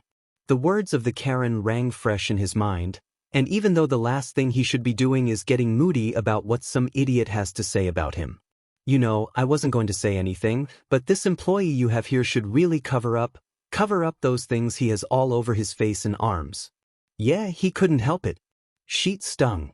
He's actually able to forget, about how he looks for a while when he's with Izuku. Back at the place he grew up in, that was an impossible feat. There were daily reminders of his mistake, may it be through sparring, harsh jabs, or disgusted glares. Izuku gave him none of that. He had no judgment or prejudice against him for it, not even an ounce of pity since the lie Dabi had spun. He knew the kid's reaction would likely change if he knew the whole story. He would definitely think less of him then, but when it came down to it, Izuku was a light in the dark. A positive in his long history of negatives. Dabi had dug the hole too deep now. He didn't know what he would do if something happened to the little sheet. He didn't want to think about it. There was also something else Dabi had seen when he looked at his reflection, something besides old memories and pain. And call him stupid for having such a thing pop up into his head, but Dabi actually looked like an adult, with his grocery bag and turtleneck. Given he wasn't one yet, but... Actually, Dabi glanced at his phone. It was October 7th. His birthday had been over a month ago. Dabi, he was 18 now. A full-fledged legal adult. Not that being legal had ever stopped him before, but that felt weird. Didn't really change anything at all, but just the symbolization of what it meant, the title, was strange. An adult. It both fit too well and not at all. He hadn't felt like a kid for a while, but he definitely didn't feel like he had the responsibility and maturity that being an adult required. Not even close. Whatever, doesn't really matter anyway, so there's no reason to dwell. Plus, Dabi had surpassed the social time limit for how long you're supposed to stare at yourself in the reflection for anyway.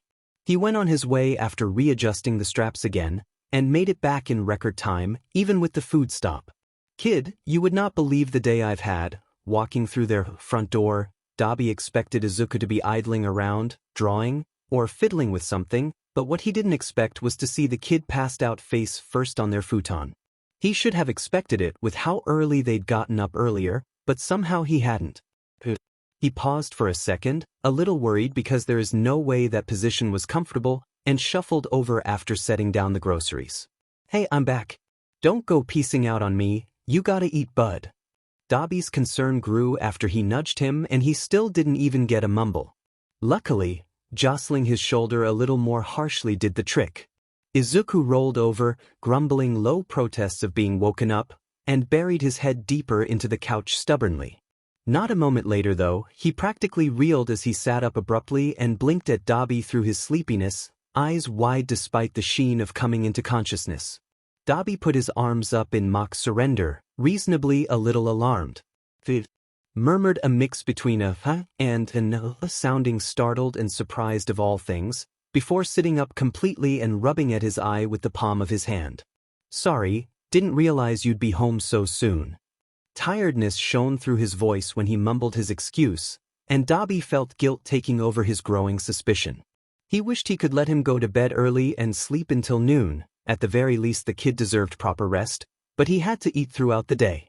And, sadly, one needed to be awake to eat, and they couldn't afford him taking fewer hours to get back earlier. They needed the money, every scrap of it, if they wanted to keep on at it the way that they were. Even so, their current position was hardly sustainable. They couldn't live in the subway forever. But that was another worry for another day.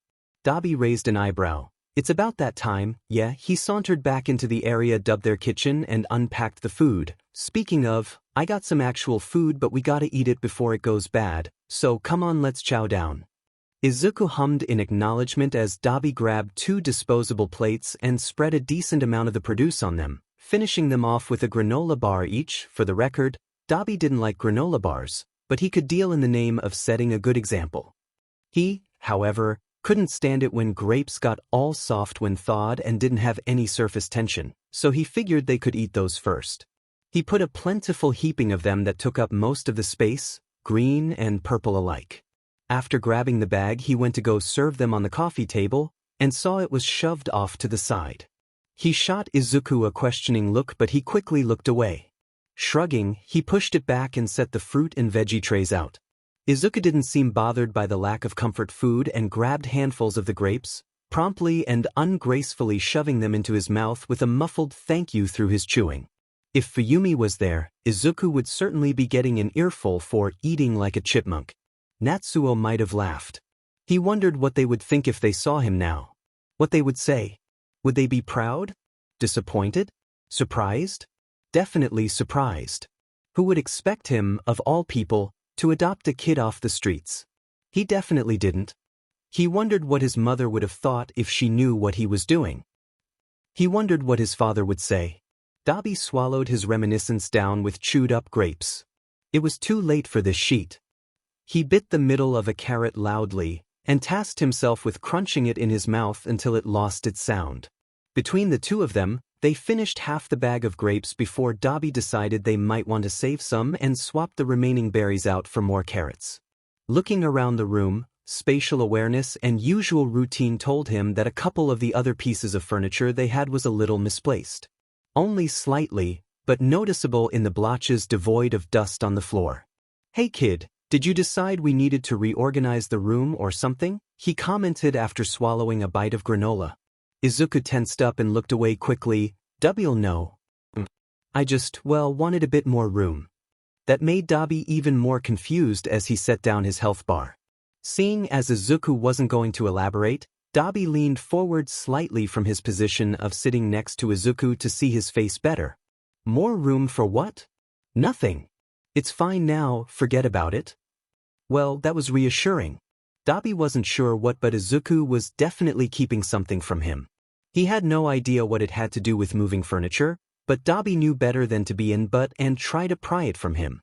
Izuku was beginning to trust him more and more, so he wasn't about to run it by hounding him until he confessed. That would just be rude.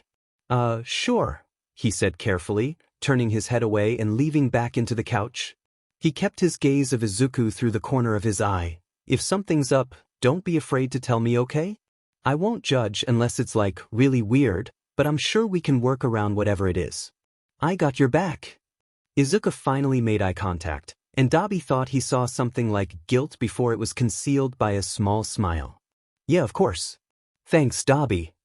One could wonder how a dinner of snap peas could lead to tears and ridiculous amounts of self-reflection, but judging by the way Dobby's life's been going so far, he supposed that nothing was impossible.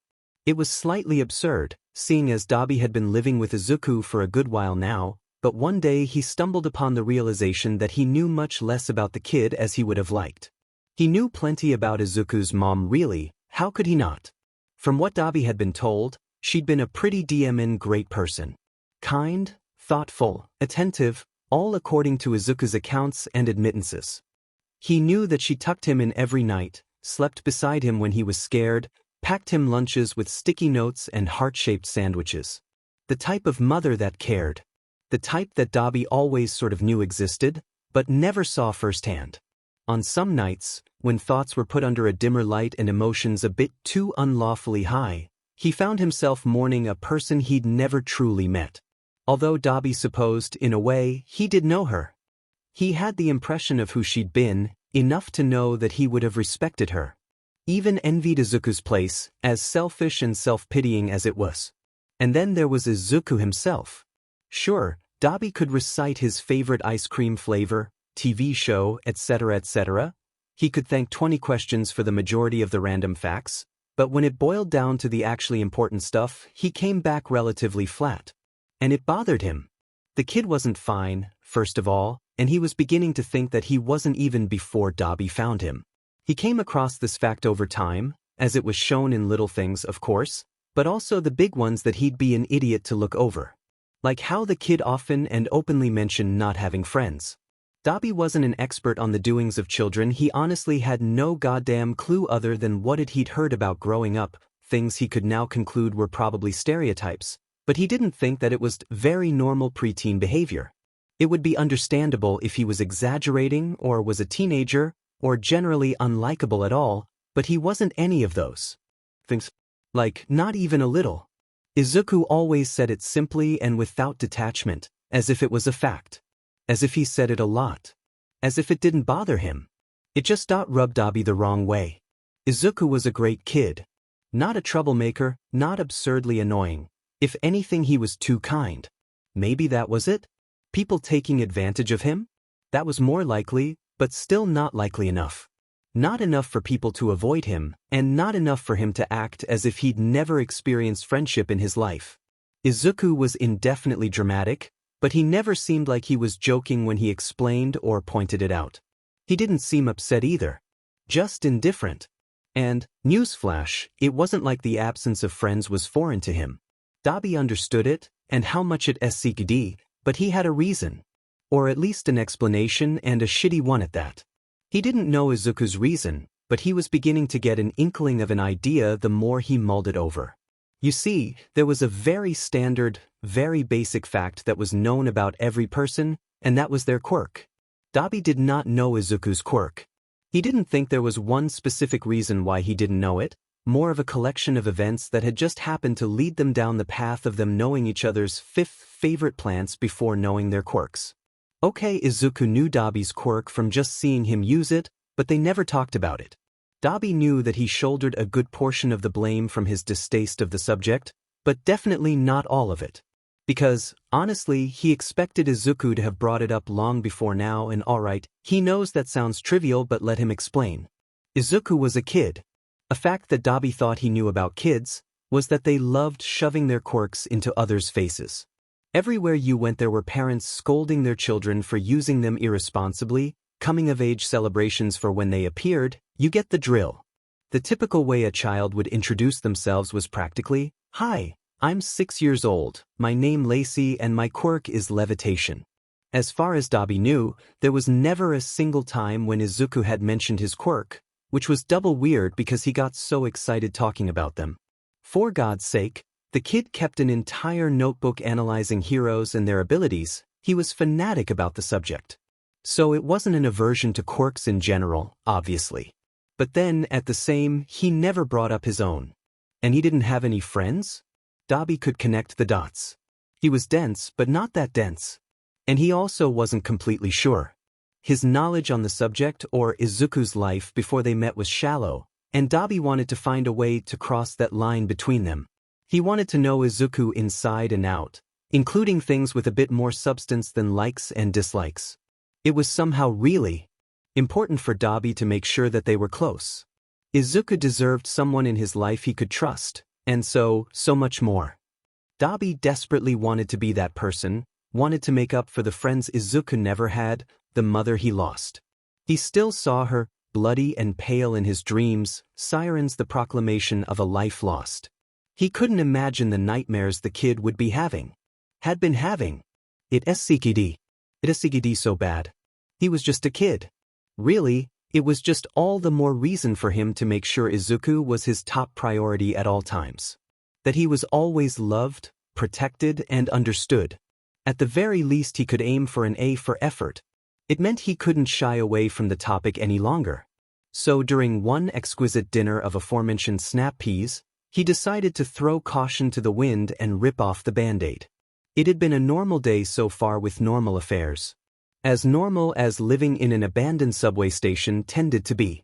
They had breakfast of dry cereal. Dabi went to work in the early afternoon, and when the sun was beginning to set came back to Izuku already sleeping. He woke him up with the idea of food, and bada bing bada bang they were eating dinner. It was almost surreal how this had become his normality after a lifetime of restrictions and repetition and order and awareness. It still wasn't ideal, but Dabi was working on it. Raising money to dude he didn't know quite what yet. He'd have to figure that out too. One step at a time. He pointedly kept his gaze and tone uninterested and idle, tilting his head slightly if only to address him. "Hey, Zuku? Have you ever told me what your quirk is? 'Cause I don't remember." He bit into one of the pea pods, after the words left him, and was grateful for it because the crunch nearly hid his cringe.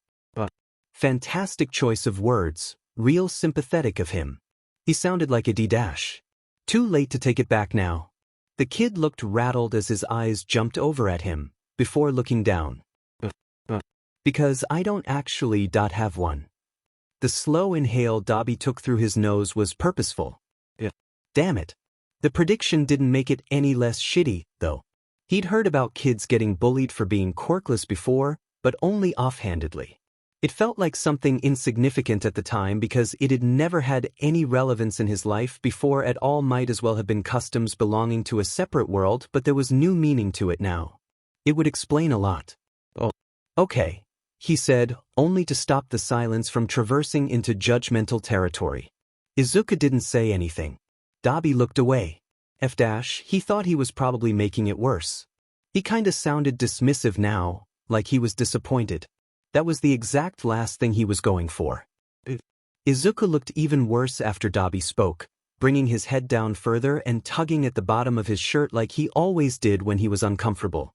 He looked embarrassed, ashamed, and it hurt Dabi just to witness. He scrambled to recover his words, internally floundering for a few seconds before he found something to say. I mean, there's nothing wrong with that, you're still you, so yeah. Was it possible to mentally facepalm? Face slap? Face punch? Dabi was doing all of the above. Why was he so goddamn terrible at saying nice things? Izuku still didn't look at him. He nodded a little, before stuffing the several pea pods in his mouth all at once, face a bit flushed. Dabi swallowed in a minor panic, needing to say something to fix his stupid attempt at reassurance, trying to think of words he could string together without coming off too frantic or accidentally rude. I'm sorry, Izuku muttered, his voice impossibly weak and choppy, noticeably not just from his mouth full of food. Dabi might have actually paled. The only thing keeping him from yelling back how wrong it was that he was apologizing was honest shock. Izuku filled the silence before Dabi could fully recover, voice tight. I know you're just trying to be nice. I know it's bad and I'm sorry. Izuku, hey no. Dabi shook his head wildly, punctuating his words and looking Izuku dead in the eyes. I'm seriously not upset or disappointed at all. He tried to project just how genuine his words were, but the kid pointedly looked very disbelievingly at him. If anything, I'm jealous, he said, a tad sheepishly, but mostly with that forced casual air that was practically a reflex at this point. It wasn't entirely true his feelings on the matter were extremely gray, but he figured that he needed to say something that sounded shocking to get Izuku believing him, and he was right. The words had the desired effect. The kid's head all but snapped right to him, eyes comically wide with surprise and clear confusion, previous shameful state entirely forgotten. Dabi blinked as if he wasn't expecting it. What? He asked innocently. Izuku looked about to burst in a sudden rush of something, but he looked like he hadn't decided what that something was yet. It was kinda cute, seeing him so stunned that he was practically malfunctioning. Dabi had single-handedly caused the kid to glitch. Why would you be jealous? He shrieked, finally picking a reaction to Dabi's statement. Dabi shrugged, secretly amused. Why shouldn't I be? Izuku looked overwhelmed, but as his lower lip began to wobble and face turned red, Dabi lost what remained of his mirth. Because it's a bad thing. Nobody wants to be quirkless. He screeched, looking from side to side frantically.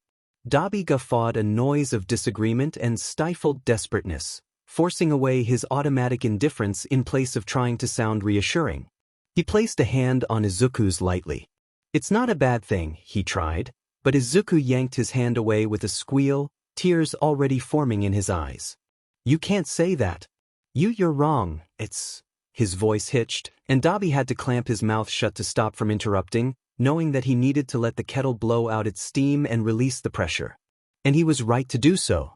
Izuku shut his eyes tightly, swallowed a breath of air, and, it's why my mom died. Dabi felt like he'd been plunged into a frozen lake. Why would you want that, he sobbed, caving in on himself. Dabi could only watch helplessly as Izuku crumbled, not for the first time, in front of him. Another defense line of grief, trauma, and insecurity being recognized and brought to the light. It hurt Dabi to watch like nothing else did. Why would you be jealous of that? Dabi didn't know how he looked in the moment of Izuku's reveal, but whatever glimpse of horror and grief that might have been displayed were not seen as the kid tried to hide his own face. He was still for a little bit, choosing to carefully wrap his arms around the shaking form of Izuku, but the words that came out next came as easy as breathing. What happened to your mom isn't your fault, Dabi said certainly. Below him, Izuku stirred. Isn't it? He hissed back, and even with his voice hoarse and thick, it was far more bitter than anything Dabi had ever heard him say. I didn't do anything, Dabi. I ran away and she died, he rasped. The words were more painful to hear from Izuku's mouth than Dabi could ever put into his own. "IW watched her die. I didn't do anything. We were outside because, oh of me," he sounded so guilty, so agonized by this, like it was an admittance more than it was an insecurity, as he wept between words. And then, far quieter, like a weak whisper, he asked right into Dabi's shoulder. "Why am I always so useless, Dabi?" Izuku shook against him in silent sobs, breathing laboriously through his shirt, yet Dabi couldn't bring himself to create the distance to ease it.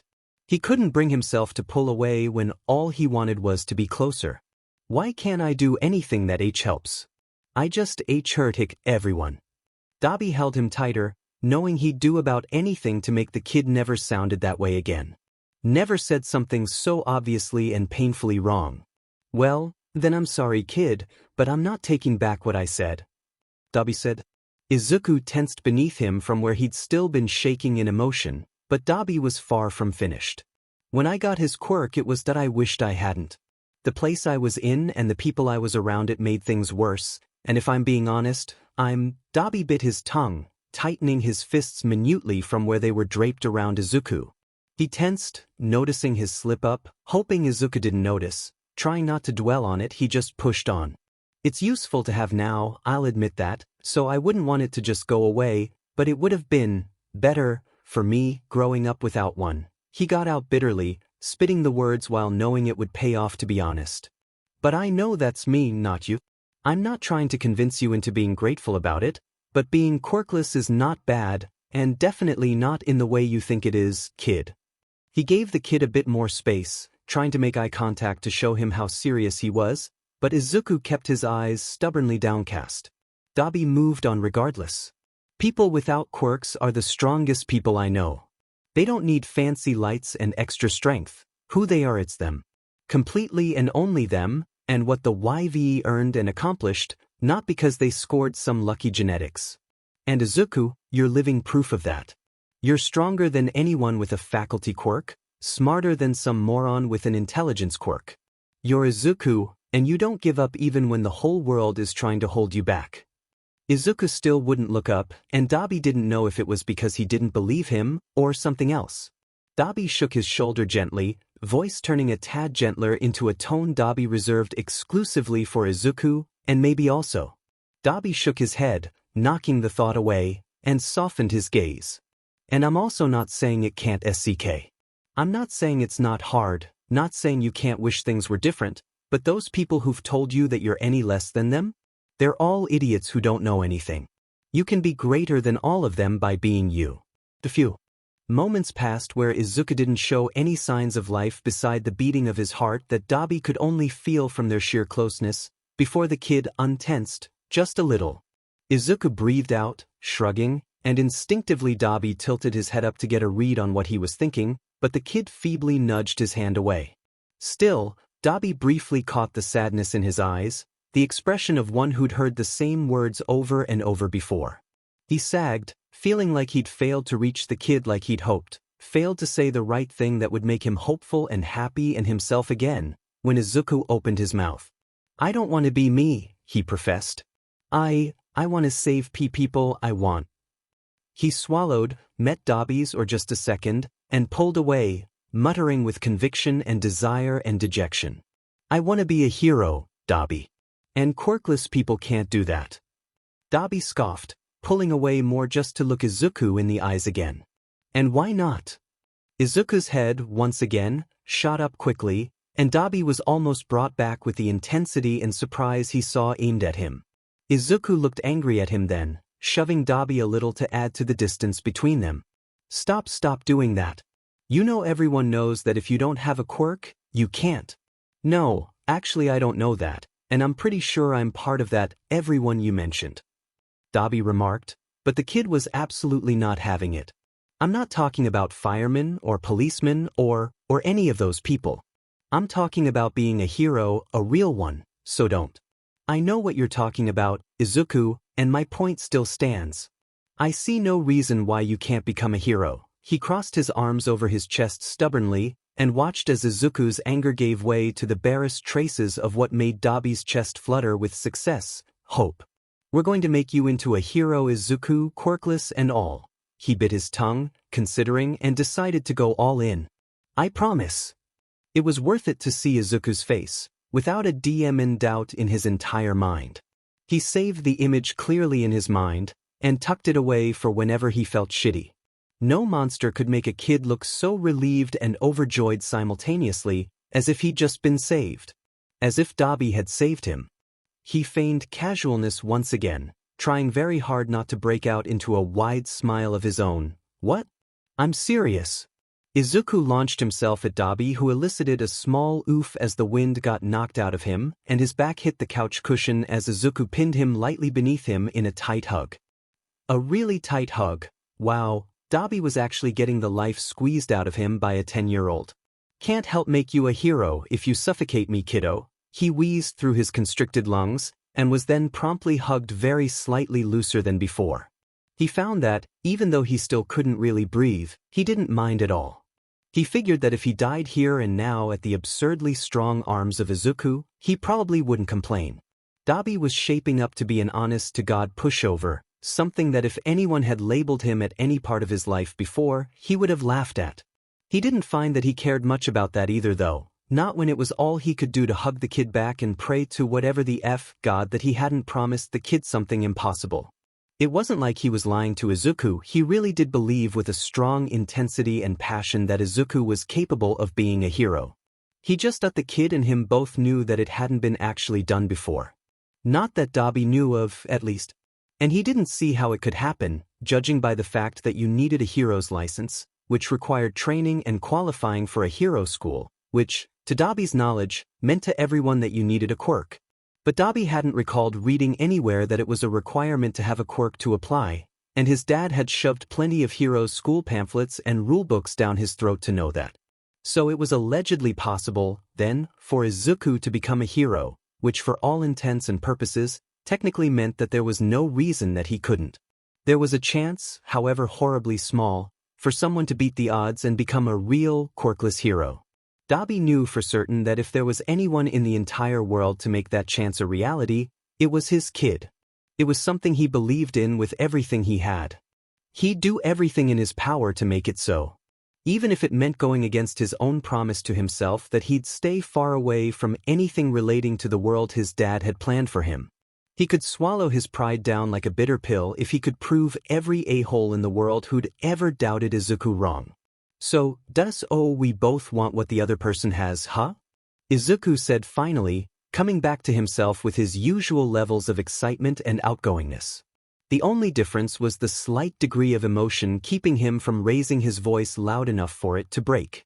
Seems like it, Dabi said, combing his hands through Izuku's hair, which was beginning to get out of hand with the lack of a single haircut in months, but he dare not think of that potential train wreck yet. The grass is always greener on the other side. Izuku said surely, with enough likeness to a robotic tone that Dabi knew he was reciting it from someone or somewhere. He chuckled. This is some Freaky Friday type sheet, you know.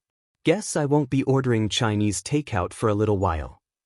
Izuku pulled away, blinking a few times, and at first Dabi thought it had been at the accidental slip of a swear word, when, oh my god, you've never seen Freaky Friday. Dabi surmised in mock horror. Izuku's face creased, and Dabi got up with a jolt, not faking his dramatics nearly as much as he should have been. We are seeing Freaky Friday. I don't know how, but I'm gonna make it happen. For real. Izuku smiled, moving to sit on his knees while still on top of Dabi, who tried his best not to make too much of a fuss. Can I pick a movie to watch too then? Izuku asked enthusiastically.